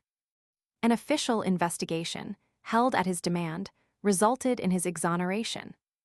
Removing to Nashville, he began the study of law, and being shortly afterward admitted to the bar, set up in practice at Lebanon. Within 5 years, he was successively district attorney and adjutant general and major general of state troops. In 1823, he was elected to Congress, serving 2 terms, at the end of which, in 1827, he was elected governor of Tennessee by an overwhelming majority, being then 34 years of age. Shortly before this time, he had fought and wounded General White in a duel. In January 1829, he married a young lady residing near Nashville, but 2 months later, without a word of explanation to any outsider, he left her, resigned his governorship and other official dignities, and left the state forever, to rejoin his old friends, the Cherokee, in the West. For years, the reason for this strange conduct was a secret, and Houston himself always refused to talk of it. But it is now understood to have been due to the fact that his wife admitted to him that she loved another, and had only been induced to marry him by the overpersuasions of her parents. From Tennessee, he went to Indian Territory, whither a large part of the Cherokee had already removed, and once more took up his residence near Chief Jolly, who was now the principal chief of the Western Cherokee. The great disappointment which seemed to have blighted his life at its brightest was heavy at his heart, and he sought forgetfulness in drink to such an extent that for a time his manhood seemed to have departed, notwithstanding which, such was his force of character and his past reputation, he retained his hold upon the affections of the Cherokee, and his standing with the officers and their families at the neighboring posts of Fort Smith, Fort Gibson, and Fort Coffee. In the meantime, his former wife in Tennessee had obtained a divorce, and Houston being thus free once more soon after married Talihina, the youngest daughter of a prominent mixed-blood Cherokee named Rogers, who resided near Fort Gibson. She was the niece of Houston's adopted father, Chief Jolly, and he had known her when a boy in the old nation. Being a beautiful girl, and educated above her surroundings, she became a welcome guest wherever her husband was received. He started a trading store near Weber's Falls, but continued in his dissipated habits until recalled to his senses by the outcome of a drunken affray in which he assaulted his adopted father, the old chief, and was himself felled to the ground unconscious. Upon recovery from his injuries, he made a public apology for his conduct and thenceforward led a sober life. In 1832, he visited Washington in the interest of the Western Cherokee, calling in Indian costume upon President Jackson, who received him with old-time friendship. Being accused, while there of connection with a fraudulent Indian contract, he administered a severe beating to his accuser, a member of Congress. For this, he was fined $500 and reprimanded by the bar of the House, but Jackson remitted the fine. Soon after his return to the West, he removed to Texas to take part in the agitation just started against Mexican rule. He was a member of the convention, which adopted a separate constitution for Texas in 1833, and 2 years later aided in forming a provisional government, and was elected commander-in-chief to organize the new militia. In 1836, he was a member of the convention, which declared the independence of Texas. At the Battle of San Jacinto, in April of that year, he defeated with 750 men Santa Anna's army of 1,800, inflicting upon the Mexicans the terrible loss of 630 killed and 730 prisoners, among whom was Santa Anna himself. Houston received a severe wound in the engagement. In the autumn of the same year, he was elected first president of the Republic of Texas, receiving more than 4/5 of the votes cast. He served 2 years and retired at the end of his term, leaving the country on good terms with both Mexico and the Indian tribes, and with its notes at par. He was immediately elected to the Texas Congress and served in that capacity until 1841, when he was re-elected president. It was during these years that he made his steadfast fight in behalf of the Texas Cherokee, as is narrated elsewhere, supporting their cause without wavering, at the risk of his own popularity and position. He frequently declared that no treaty made and carried out in good faith had ever been violated by Indians. His Cherokee wife having died some time before, he was again married in 1840, this time to a lady from Alabama, who exercised over him a restraining and ennobling influence through the stormy vicissitudes of his eventful life. In June 1842, he vetoed a bill making him dictator for the purpose of resisting a threatened invasion from Mexico. On December 29, 1845, Texas was admitted to the Union, and in the following March, Houston was elected to the Senate, where he served continuously until 1859, when he resigned to take his seat as governor, to which position he had just been elected. From 1852 to 1860, his name was 3 times presented before national presidential nominating conventions, the last time receiving 57 votes. He had taken issue with the Democratic majority throughout his term in the Senate, and when Texas passed the secession ordinance in February 1861, being an uncompromising Union man, he refused to take the oath of allegiance to the Confederacy and was accordingly deposed from the office of governor, declining the proffered aid of federal troops to keep him in his seat. Unwilling either to fight against the Union or to take sides against his friends, he held aloof from the great struggle and remained in silent retirement until his death, 2 years later. No other man in American history has left such a record of continuous election to high office while steadily holding to his own convictions in the face of strong popular opposition. Authorities: Appleton's Cyclopedia of American Biography, 1894, Bonnell, Texas, 1840, Thrall, Texas, 1876. Lossing, Field Book of the War of 1812, 1869, Author's Personal Information, various periodical and newspaper articles. 46. Chief John Ross, p. 151. This great chief of the Cherokee, whose name is inseparable from their history, was himself but 1/8 of Indian blood and showed little of the Indian features. His father, Daniel Ross, having emigrated from Scotland before the Revolution and married a quarter-blood Cherokee woman whose father, John MacDonald, was also from Scotland. He was born at or near the family residence at Rossville, Georgia, just across the line from Chattanooga, Tennessee.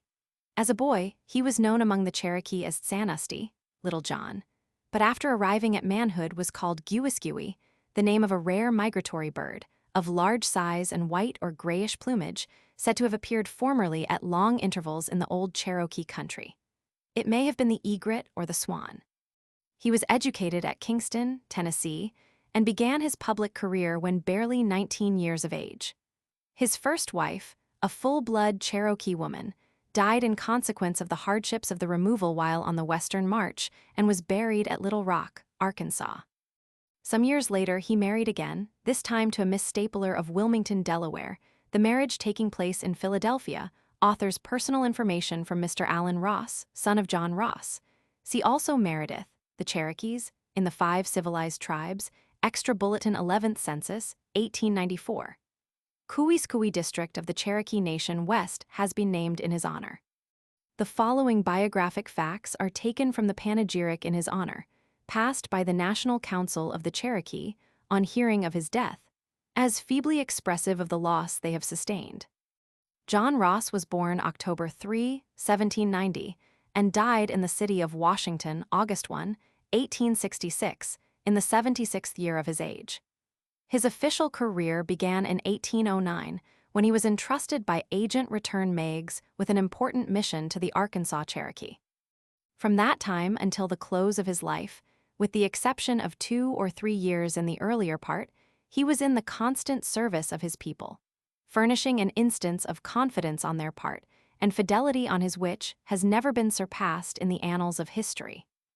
In the War of 1813-14 against the Creeks, he was adjutant of the Cherokee Regiment which cooperated with General Jackson and was present at the Battle of the Horseshoe, where the Cherokee, under Colonel Morgan of Tennessee, rendered distinguished service. In 1817, he was elected a member of the National Committee of the Cherokee Council. The first duty assigned him was to prepare a reply to the United States Commissioners who were present for the purpose of negotiating with the Cherokee for their lands east of the Mississippi, in firm resistance to which he was destined, a few years later, to test the power of truth and to attain a reputation of no ordinary character. In 1819, October 26, his name first appears on the statute book of the Cherokee Nation as president of the National Committee, and is attached to an ordinance which looked to the improvement of the Cherokee people, providing for the introduction into the nation of schoolmasters, blacksmiths, mechanics, and others. He continued to occupy that position till 1826. In 1827, he was associate chief with William Hicks, and president of the convention which adopted the Constitution of that year. That Constitution, it is believed, is the first effort at a regular government, with distinct branches and powers defined, ever made and carried into effect by any of the Indians of North America. From 1828 until the removal west, he was principal chief of the Eastern Cherokee, and from 1839 to the time of his death, principal chief of the United Cherokee Nation. In regard to the long contest which culminated in the removal, the resolutions declare that the Cherokees, with John Ross at their head, alone with their treaties, achieved a recognition of their rights, but they were powerless to enforce them. They were compelled to yield, but not until the struggle had developed the highest qualities of patience, fortitude, and tenacity of right and purpose on their part, as well as that of their chief. The same may be said of their course after their removal to this country, and which resulted in the reunion of the Eastern and Western Cherokees as one people, and in the adoption of the present Constitution. Concerning the events of the Civil War and the official attempt to depose Ross from his authority, they state that these occurrences, with many others in their trying history as a people, are confidently committed to the future page of the historian.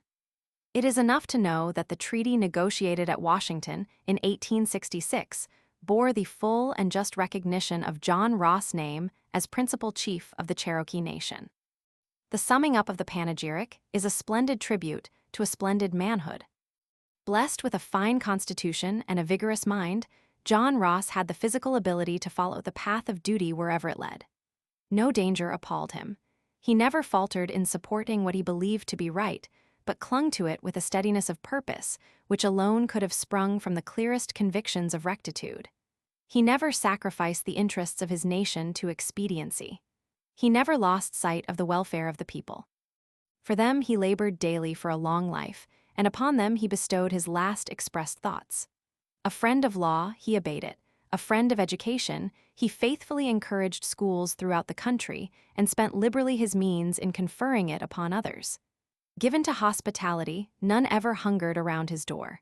A professor of the Christian religion, he practiced its precepts. His works are inseparable from the history of the Cherokee people for nearly half a century, while his example in the daily walks of life will linger in the future and whisper words of hope, temperance, and charity in the years of posterity. Resolutions were also passed for bringing his body from Washington at the expense of the Cherokee Nation and providing for suitable obsequies, in order that his remains should rest among those he so long served. Resolutions in honor of John Ross, in Laws of the Cherokee Nation, 1869. 47. The Ketowah Society, p. 156. This Cherokee secret society, which has recently achieved some newspaper prominence by its championship of Cherokee autonomy, derives its name properly Ketowah, but commonly spelled Ketowah in English print from the ancient town in the Old Nation, which formed the nucleus of the most conservative element of the tribe and sometimes gave a name to the nation itself. See Kittawagi, under tribal synonyms. A strong band of comradeship, if not a regular society organization, appears to have existed among the warriors and leading men of the various settlements of the Ketowah district from a remote period, so that the name is even now used in councils as indicative of genuine Cherokee feeling in its highest patriotic form. When, some years ago, delegates from the Western nation visited the East Cherokee to invite them to join their more prosperous brethren beyond the Mississippi, the speaker for the delegates expressed their fraternal feeling for their separated kinsmen by saying in his opening speech, "We are all Ketowah people, Anakittawagi." The Ketowah Society in the Cherokee Nation West was organized shortly before the Civil War by John B. Jones, son of the missionary, Evan Jones, and an adopted citizen of the nation, as a secret society for the ostensible purpose of cultivating a national feeling among the full-bloods, in opposition to the innovating tendencies of the mixed blood element. The real purpose was to counteract the influence of the Blue Lodge and other secret secessionist organizations among the wealthier slave-holding classes, made up chiefly of mixed bloods and whites. It extended to the Creeks, and its members in both tribes rendered good service to the Union cause throughout the war. They were frequently known as Pin Indians, for a reason explained below. Since the close of the Great Struggle, the society has distinguished itself by its determined opposition to every scheme looking to the curtailment or destruction of Cherokee national self-government. The following account of the society was written shortly after the close of the Civil War. Those Cherokees who were loyal to the Union combined in a secret organization for self-protection, assuming the designation of the Ketowah Society, which name was soon merged in that of Pins. The pins were so styled because of a peculiar manner they adopted of wearing a pin. The symbol was discovered by their enemies, who applied the term in derision, but it was accepted by this loyal league and has almost superseded the designation which its members first assumed. The pin organization originated among the members of the Baptist congregation at Peavine, Going Snake District, in the Cherokee Nation. In a short time, the society counted nearly 3,000 members, and had commenced proselytizing the Creeks, when the rebellion, against which it was arming, preventing its further extension, the poor Creeks having been driven into Kansas by the rebels of the Golden Circle. During the war, the Pins rendered services to the Union cause in many bloody encounters, as has been acknowledged by our generals. It was distinctly an anti-slavery organization. The slave-holding Cherokees, who constituted the wealthy and more intelligent class, naturally allied themselves with the South, while loyal Cherokees became more and more opposed to slavery. This was shown very clearly when the Loyalists first met in convention in February 1863. They not only abolished slavery unconditionally and forever, before any slave state made a movement toward emancipation, but made any attempts at enslaving a grave misdemeanor. The secret signs of the Pins were a peculiar way of touching the hat as a salutation, particularly when they were too far apart for recognition in other ways. They had a peculiar mode of taking hold of the lapel of the coat, first drawing it away from the body, and then giving it a motion as though wrapping it around the heart. During the war, a portion of them were forced into the rebellion, but quickly rebelled against General Cooper, who was placed over them, and when they fought against that general at Bird Creek, they wore a bit of corn husk, split into strips, tied in their hair. In the night when two pins met and one asked the other, "Who are you?" the reply or pass was, "Tahlequah, who are you?" The response was, "I am Kettuah's son." Dr. D.J. McGowan, Indian Secret Societies, in Historical Magazine, X, 1866. 48. Farewell Address of Lloyd Welch, p. 175. In the sad and eventful history of the Cherokee, their gifted leaders, frequently of white ancestry, have oftentimes spoken to the world with eloquent words of appeal, of protest, or of acknowledgement, but never more eloquently than in the last farewell of Chief Lloyd Welch to the Eastern Band, as he felt the end draw near. Leaflet, McGowan, Chattanooga, N.D. 1880. To the Chairman and Council of the Eastern Band of Cherokees. My brothers, it becomes my imperative duty to bid you an affectionate farewell, and resign into your hands the trust you so generously confided to my keeping, principal chief of the Eastern Band. It is with great solicitude and anxiety for your welfare that I am constrained to take this course. But the inexorable laws of nature, and the rapid decline of my health, admonish me that soon, very soon, I will have passed from earth, my body consigned to the tomb, my spirit to God who gave it, in that happy home in the beyond, where there is no sickness, no sorrow, no pain, no death, but one eternal joy and happiness forevermore. The only regret that I feel for thus being so soon called from among you, at the meridian of manhood, when hope is sweet, is the great anxiety I have to serve and benefit my race. For this I have studied and labored for the past 10 years of my life, to secure to my brothers equal justice from their brothers of the West and the United States, and that you would no longer be hewers of wood and drawers of water, but assume that proud position among the civilized nations of the earth intended by the Creator that we should occupy, and which in the near future you will take or be exterminated. When you become educated, as a natural consequence you will become more intelligent, sober, industrious, and prosperous. It has been the aim of my life, the chief object, to serve my race faithfully, honestly, and to the best of my ability. How well I have succeeded I will leave to history and your magnanimity to decide, trusting in all-wise and just God to guide and protect you in the future, as he will do all things well. We may fail when on earth to see the goodness and wisdom of God in removing from us our best and most useful men. But when we have crossed over on the other shore to our happy and eternal home in the far beyond, then, our eyes will be opened, and we will be enabled to see and realize the goodness and mercy of God in thus afflicting us while here on earth, and will be enabled more fully to praise God, from whom all blessings come. I hope that when you come to select one from among you to take the responsible position of principal chief of your band, you will lay aside all personal considerations and select one in every respect competent, without stain on his fair fame, a pure, noble, honest man, one who loves God and all that is pure, with intellect sufficient to know your rights, independence, and nerve to defend them. Should you be thus fortunate in making your choice, all will be well. It has been truthfully said that, when the righteous rule, the people rejoice, but when the wicked rule, the people mourn. I am satisfied that you have among you many who are fully competent of the task. If I was satisfied, it was your wish, and for the good of my brothers I might mention some of them, but think it best to leave you in the hands of an all-wise God, who does all things right, to guide and direct you aright. And now, my brothers, in taking perhaps my last farewell on earth, I do pray God that you may so conduct yourselves while here on earth that, when the last sad rite is performed by loved friends, we may compose one unbroken family above in that celestial city from whose bourne no traveler has ever returned to describe the beauty, grandeur, and happiness of the heaven, prepared for the faithful by God himself beyond the sky. And again, my brothers, permit me to bid you a fond, but perhaps a last, farewell on earth, until we meet again where parting is never known and friends meet to part no more forever. L.R. Welch, Principal Chief, Eastern Band, Cherokee Indians. Witness: Samuel W. Davidson. B.B. Maroney. 49. Status of Eastern Band, p. 180. For some reason, all authorities who have hitherto discussed the status of the Eastern Band of Cherokee seem to have been entirely unaware of the enactment of the supplementary articles to the Treaty of New Echota, by which all preemption and reservation rights granted under the 12th article were cancelled.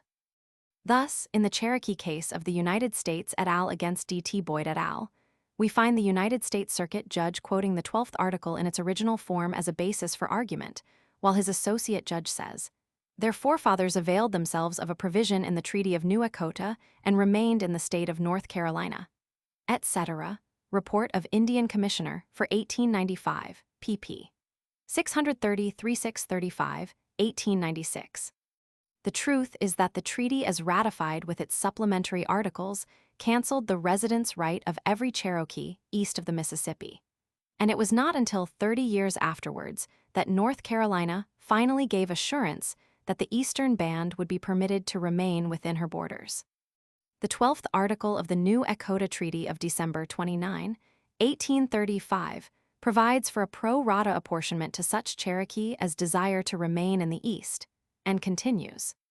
Such heads of Cherokee families as are desirous to reside within the states of North Carolina, Tennessee, and Alabama, subject to the laws of the same, and who are qualified or calculated to become useful citizens, shall be entitled, on the certificate of the commissioners, to a preemption right to 160 acres of land, or 1/4 section, at the minimum Congress price, so as to include the present buildings or improvements of those who now reside there. And such as do not live there at present shall be permitted to locate within 2 years any lands not already occupied by persons entitled to preemption privilege under this treaty. Etc. Article 13 defines terms with reference to individual reservations granted under former treaties. The preamble to the supplementary articles agreed upon on March 1, 1836, recites that, whereas the President of the United States has expressed his determination not to allow any preemptions or reservations, his desire being that the whole Cherokee people should remove together and establish themselves in the country provided for them west of the Mississippi River, Article 1. It is therefore agreed that all preemption rights and reservations provided for in Articles 12 and 13 shall be, and are hereby relinquished and declared void. The treaty, in this shape, was ratified on May 23, 1836, see Indian Treaties, pp. 633-648, 1837. Roman forestories and storytellers. Cherokee myths may be roughly classified as sacred myths, animal stories, local legends, and historical traditions. To the first class belong the Genesis stories, dealing with the creation of the world, the nature of the heavenly bodies and elemental forces, the origin of life and death, the spirit world and the invisible beings, the ancient monsters, and the hero gods. It is almost certain that most of the myths of this class are but disjointed fragments of an original complete Genesis and migration legend, which is now lost. With nearly every tribe that has been studied, we find such a sacred legend, preserved by the priests of the tradition, who alone are privileged to recite and explain it, and dealing with the origin and wanderings of the people from the beginning of the world to the final settlement of the tribe in its home territory. Among the best examples of such Genesis traditions are those recorded in the Walem Alum of the Delawares and Matthew's Navajo origin legend. Others may be found in Cusick's History of the Six Nations, Gatchett's Creek migration legend, and the author's Hickorea Genesis. The Cheyenne, Arapaho, and other Plains tribes are known to have similar Genesis myths. The former existence of such a national legend among the Cherokee is confirmed by Haywood, writing in 1823, who states on information obtained from a principal man in the tribe that they had once a long oration, then nearly forgotten, which recounted the history of their wanderings from the time when they had been first placed upon the earth by some superior power from above. Up to about the middle of the last century, this tradition was still recited at the annual green corn dance. Unlike most Indians, the Cherokee are not conservative, and even before the Revolution had so far lost their primitive customs from contact with the whites that Adair, in 1775, calls them a nest of apostate hornets, who for more than 30 years had been fast degenerating. Whatever it may have been, their national legend is now lost forever. The secret organizations that must have existed formerly among the priesthood have also disappeared, and each man now works independently according to his individual gifts and knowledge. The sacred myths were not for everyone, but only those might hear who observed the proper form and ceremony. When John Axe and other old men were boys, now some 80 years ago, the myth keepers and priests were accustomed to meet together at night in the isi, or low-built log sleeping house, to recite the traditions and discuss their secret knowledge. At times, those who desired instruction from an adept in the sacred lore of the tribe met him by appointment in the isi, where they sat up all night talking, with only the light of a small fire burning in the middle of the floor. At daybreak, the whole party went down to the running stream, where the pupils or hearers of the myth stripped themselves and were scratched upon their naked skin with a bone tooth comb in the hands of the priest, after which they waded out, facing the rising sun, and dipped 7 times under the water, while the priest recited prayers upon the bank. This purificatory rite, observed more than a century ago by Adair, is also a part of the ceremonial of the ball play, the green corn dance, and, in fact, every important ritual performance. Before beginning one of the stories of the sacred class, the informant would sometimes suggest jokingly that the author first submit to being scratched and go to water. As a special privilege, a boy was sometimes admitted to the isi on such occasions, to tend the fire, and thus had the opportunity to listen to the stories and learn something of the secret rites. In this way, John Axe gained much of his knowledge, although he does not claim to be an adept. As he describes it, the fire intended to heat the room for the nights are cold in the Cherokee Mountains was built upon the ground in the center of the small house, which was not high enough to permit a standing position, while the occupants sat in a circle around it. In front of the fire was placed a large flat rock, and near it a pile of pine knots or splints. When the fire had burned down to a bed of coals, the boy lighted 1 or 2 of the pine knots and laid them upon the rock, where they blazed with a bright light until nearly consumed, when others were laid upon them, and so on until daybreak. Sometimes the pine splints were set up crosswise, thus times, in a circle around the fire, with a break at the eastern side. They were then lighted from one end and burned gradually around the circle, fresh splints being set up behind as those in front were consumed. Lawson describes this identical custom as witnessed at a dance among the Waxhaw on Catawba River in 1701. Now to return to our state house, whither we were invited by the grandees. As soon as we came into it, they placed our Englishmen near the king, it being my fortune to sit next him, having his great general or war captain on my other hand. The house is as dark as a dungeon, and as hot as one of the Dutch stoves in Holland. They had made a circular fire of split canes in the middle of the house. It was one man's employment to add more split reeds to the one end as it consumed at the other, there being a small vacancy left to supply it with fuel. To the second class belong the shorter animal myths, which have lost whatever sacred character they may once have had, and are told now merely as humorous explanations of certain animal peculiarities. While the sacred myths have a constant bearing upon formulistic prayers and observances, it is only in rare instances that any rite or custom is based upon an animal myth. Moreover, the sacred myths are known as a rule only to the professional priests or conjurers, while the shorter animal stories are more or less familiar to nearly everyone and are found in almost identical form among Cherokee, Creeks, and other southern tribes. The animals of the Cherokee myths, like the traditional hero gods, were larger and of more perfect type than their present representatives. They had chiefs, councils, and townhouses, mingled with humankind upon terms of perfect equality and spoke the same language. In some unexplained manner, they finally left this lower world and ascended to Galunlati, the world above, where they still exist. The removal was not simultaneous, but each animal chose his own time. The animals that we know, small in size and poor in intellect, came upon the earth later, and are not the descendants of the mythic animals, but only weak imitations.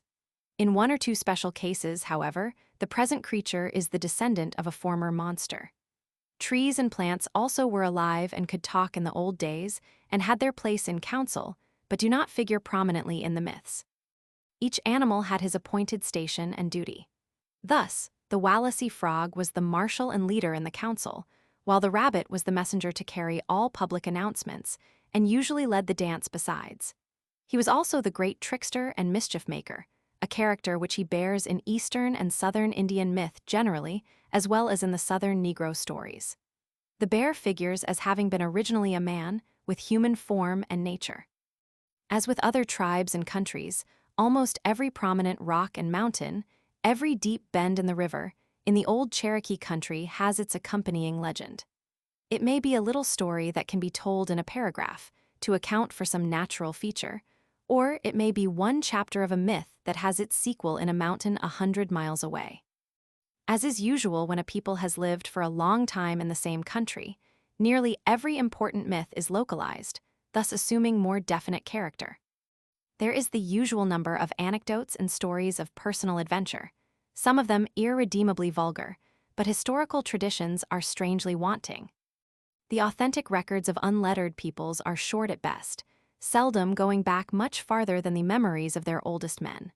And although the Cherokee have been the most important of the southern tribes, making wars and treaties for 3 centuries with Spanish, English, French, and Americans, Iroquois, Shawano, Catawba, and Creeks, there is little evidence of the fact in their traditions.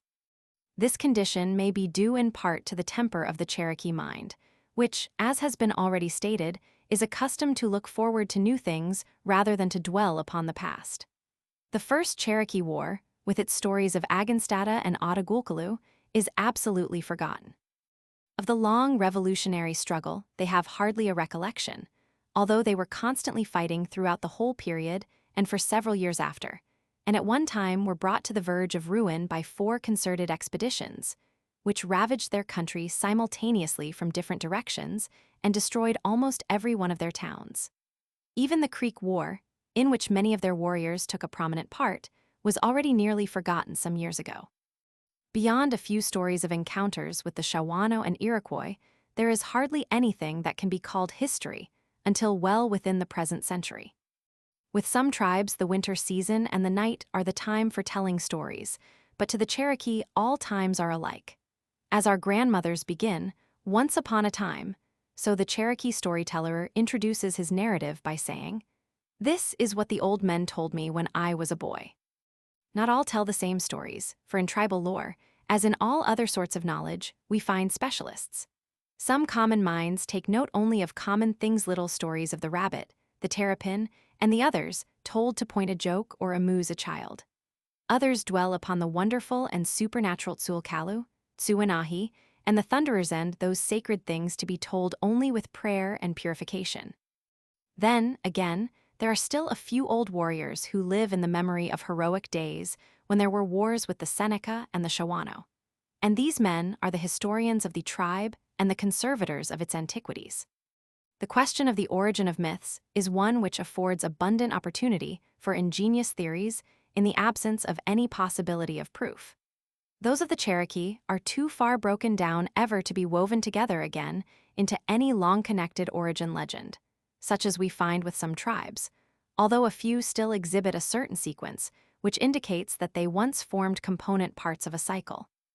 From the prominence of the rabbit in the animal stories, as well as in those found among the Southern Negroes, an effort has been made to establish for them a Negro origin, regardless of the fact that the rabbit, the great white rabbit, is the hero god, trickster, and wonderworker of all the tribes east of the Mississippi from Hudson Bay to the Gulf.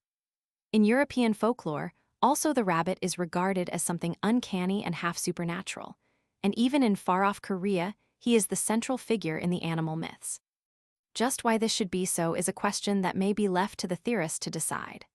Among the Algonquian tribes, the name, Wabos, seems to have been confounded with that of the dawn, Wabin, so that the great white rabbit is really the incarnation of the eastern dawn that brings light and life and drives away the dark shadows which have held the world in chains. The animal itself seems to be regarded by the Indians as the fitting type of defenseless weakness protected and made safe by constantly alert vigilance, and with a disposition, moreover, for turning up at unexpected moments. The same characteristics would appeal as strongly to the primitive mind of the Negro.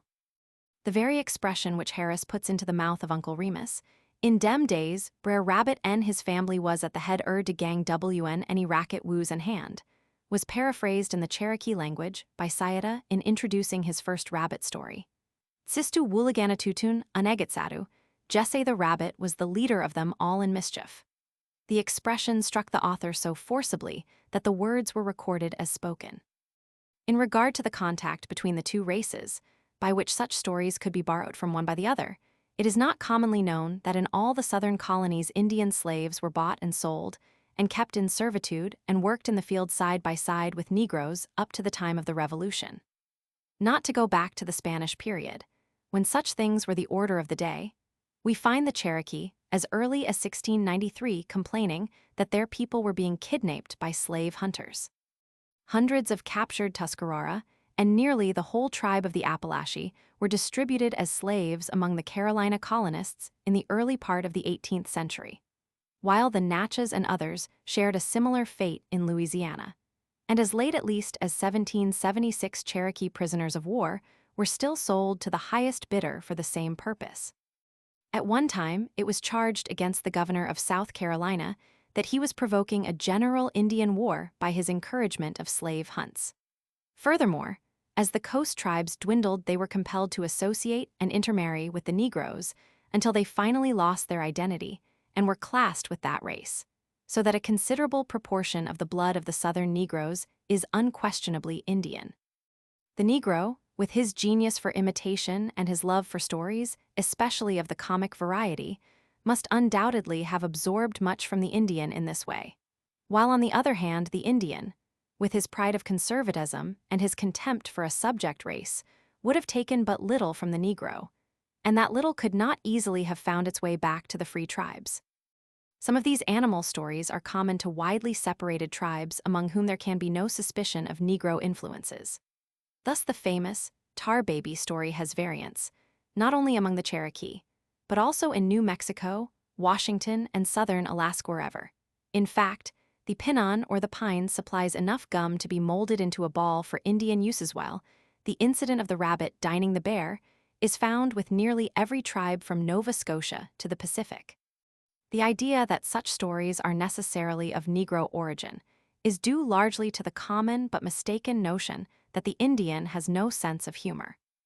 In many cases, it is not necessary to assume borrowing from either side, the myths being such as would naturally spring up in any part of the world among primitive people accustomed to observe the characteristics of animals, which their religious system regarded as differing in no essential from humankind, save only in outward form. Thus, in Europe and America, the terrapin has been accepted as the type of plodding slowness, while the rabbit, with his sudden dash, or the deer with his bounding stride, is the type of speed. What more natural than that the storyteller should set one to race against the other, with the victory in favor of the patient striver against the self-confident boaster? The idea of a hungry wolf or other beast of prey luring his victims by the promise of a new song or dance, during which they must close their eyes, is also one that would easily occur among any primitive people whose chief pastime is dancing. On the other hand, such a conception as that of Flint and the rabbit could only be the outgrowth of a special cosmogonic theology, though now indeed broken and degraded, and it is probable that many myths told now only for amusement are really worn-down fragments of ancient sacred traditions. Thus, the story just noted appears in a different dress among the Iroquois as a part of their great creation myth.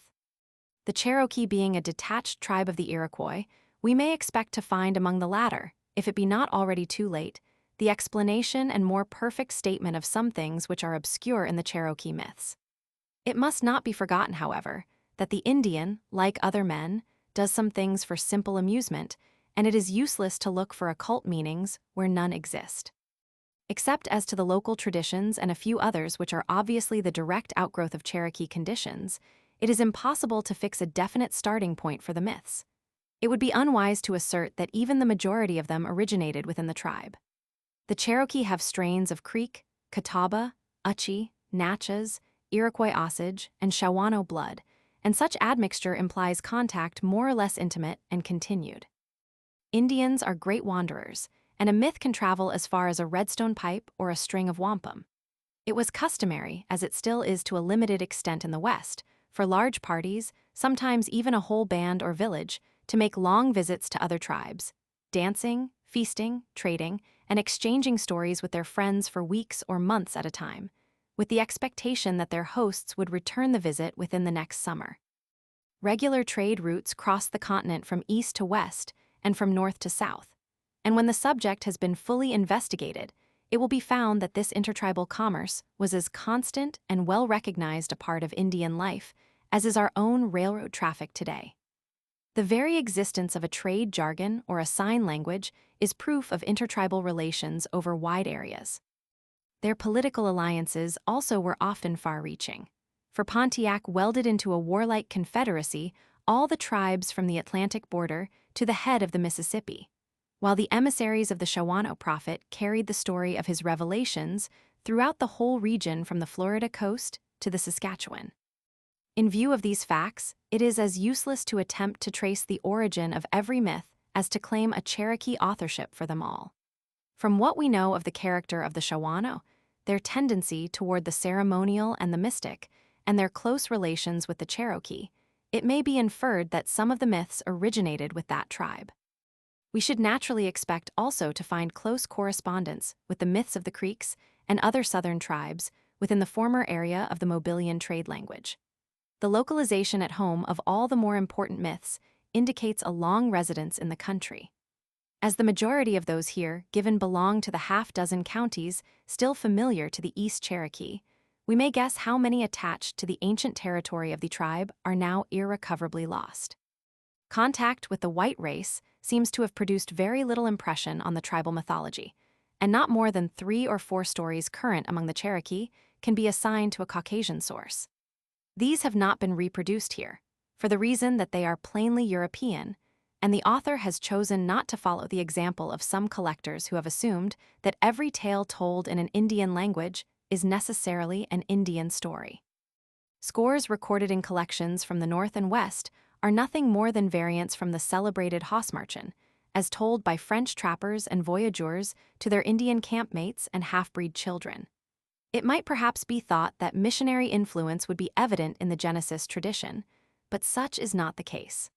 The Bible story kills the Indian tradition, and there is no amalgamation.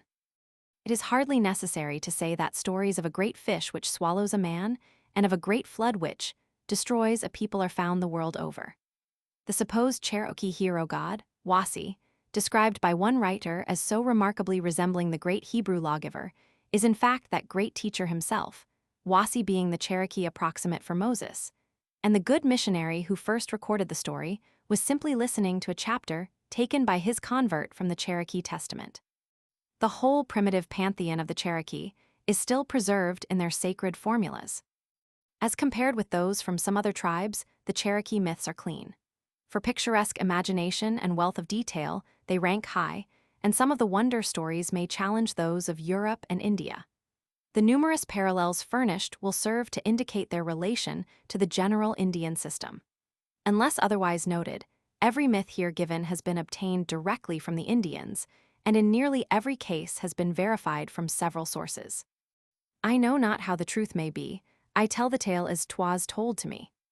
First and chief in the list of storytellers comes a Unani, swimmer, from whom nearly 3/4 of the whole number were originally obtained, together with nearly as large a proportion of the whole body of Cherokee material now in possession of the author.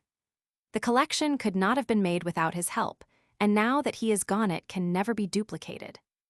Born about 1835, shortly before the removal, he grew up under the instruction of masters to be a priest, doctor, and keeper of tradition, so that he was recognized as an authority throughout the band and by such a competent outside judge as Colonel Thomas. He served through the war as second sergeant of the Cherokee Company, a 69th North Carolina Confederate Infantry, Thomas Legion. He was prominent in the local affairs of the band, and no green corn dance, ball play, or other tribal function was ever considered complete without his presence and active assistance.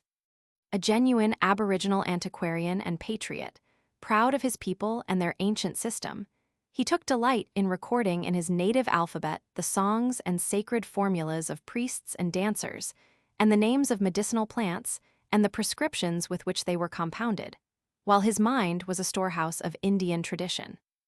To a happy descriptive style, he added a musical voice for the songs and a peculiar faculty for imitating the characteristic cry of bird or beast, so that to listen to one of his recitals was often a pleasure in itself, even to one who understood not a word of the language.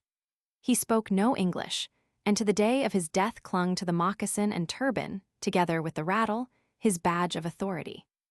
He died in March 1899, aged about 65, and was buried like a true Cherokee on the slope of a forest-clad mountain. Peace to his ashes and sorrow for his going, for with him perished half the tradition of a people. Next in order comes the name of Itigunahi, better known as John Axe, born about 1800 and now consequently just touching the century mark, being the oldest man of the band. He has a distinct recollection of the Creek War, at which time he was about 12 years of age, and was already married and a father when the lands east of Nantahala were sold by the Treaty of 1819. Although not a professional priest or doctor, he was recognized, before age had dulled his faculties, as an authority upon all relating to tribal custom, and was an expert in the making of rattles, wands, and other ceremonial paraphernalia. Of a poetic and imaginative temperament, he cared most for the wonder stories of the giant Sul Kalu, of the great Uctina, or of the invisible spirit people, but he had also a keen appreciation of the humorous animal stories. He speaks no English, and with his erect spare figure and piercing eye is a fine specimen of the old-time Indian. Notwithstanding his great age, he walked without other assistance than his stick to the last ball game, where he watched every run with the closest interest, and would have attended the dance the night before but for the interposition of friends. Sayeta, the chosen one, who preaches regularly as a Baptist minister to an Indian congregation, does not deal much with the Indian supernatural, perhaps through deference to his clerical obligations, but has a good memory and liking for rabbit stories and others of the same class. He served in the Confederate Army during the war as 4th Sergeant in Company A of the 69th North Carolina and is now a well-preserved man of about 62. He speaks no English, but by an ingenious system of his own has learned to use a concordance for verifying references in his Cherokee Bible. He is also a first-class carpenter and mason. Another principal informant was Tagwadihi, Katabakiller, of Chioa, who died a few years ago, aged about 70. He was a doctor and made no claim to special knowledge of myths or ceremonials, but was able to furnish several valuable stories, besides confirmatory evidence for a large number obtained from other sources. Besides these may be named, among the East Cherokee, the late Chief N. J. Smith, Salali, mentioned elsewhere, who died about 1895, Sesani or Jessen, who also served in the war. Iesta, one of the principal conservatives among the women, and James and David Blythe, younger men of mixed blood with an English education, but inheritors of a large share of Indian lore from their father, who was a recognized leader of ceremony. Among informants in the Western Cherokee Nation, the principal was James D. Wofford, known to the Indians as Tsusquenu Nawata, worn-out blanket. A mixed-blood speaking and writing both languages, born in the old Cherokee Nation near the site of the present Clarksville, Georgia, in 1806, and dying when about 90 years of age at his home in the eastern part of the Cherokee Nation, adjoining the Seneca Reservation. The name figures prominently in the early history of North Carolina and Georgia. His grandfather, Colonel Wofford, was an officer in the American Revolutionary Army, and shortly after the Treaty of Hopewell, in 1785, established a colony known as Wofford Settlement, in Upper Georgia, on territory which was afterward found to be within the Indian boundary and was acquired by special treaty purchase in 1804. His name is appended, as witness for the state of Georgia, to the Treaty of Halston in 1794. On his mother's side, Mr. Wofford was of mixed Cherokee, Natchez, and white blood, she being a cousin of Sequoia. He was also remotely connected with Cornelius Dougherty, the first trader established among the Cherokee. In the course of his long life, he filled many positions of trust and honor among his people. In his youth, he attended the mission school at Valetown under Reverend Evan Jones, and just before the adoption of the Cherokee alphabet, he finished the translation into phonetic Cherokee spelling of a Sunday school speller noted in Pilling's Iroquoian bibliography. In 1824, he was the census enumerator for that district of the Cherokee Nation embracing Upper Hiwassee River, in North Carolina, with Notley and Toccoa in the adjoining portion of Georgia. His fund of Cherokee geographic information, thus acquired, was found to be invaluable. He was one of the two commanders of the largest detachment of emigrants at the time of the removal, and his name appears as a counselor for the Western nation in the Cherokee Almanac for 1846. When employed by the author at Tahlequah in 1890, his mind was still clear and his memory keen. Being of practical bent, he was concerned chiefly with tribal history, geography, linguistics, and everyday life and custom, on all of which subjects his knowledge was exact and detailed, but there were few myths for which he was not able to furnish confirmatory testimony. Despite his education, he was a firm believer in the Nunehi, and several of the best legends connected with them were obtained from him. His death takes from the Cherokee one of the last connecting links between the present and the past.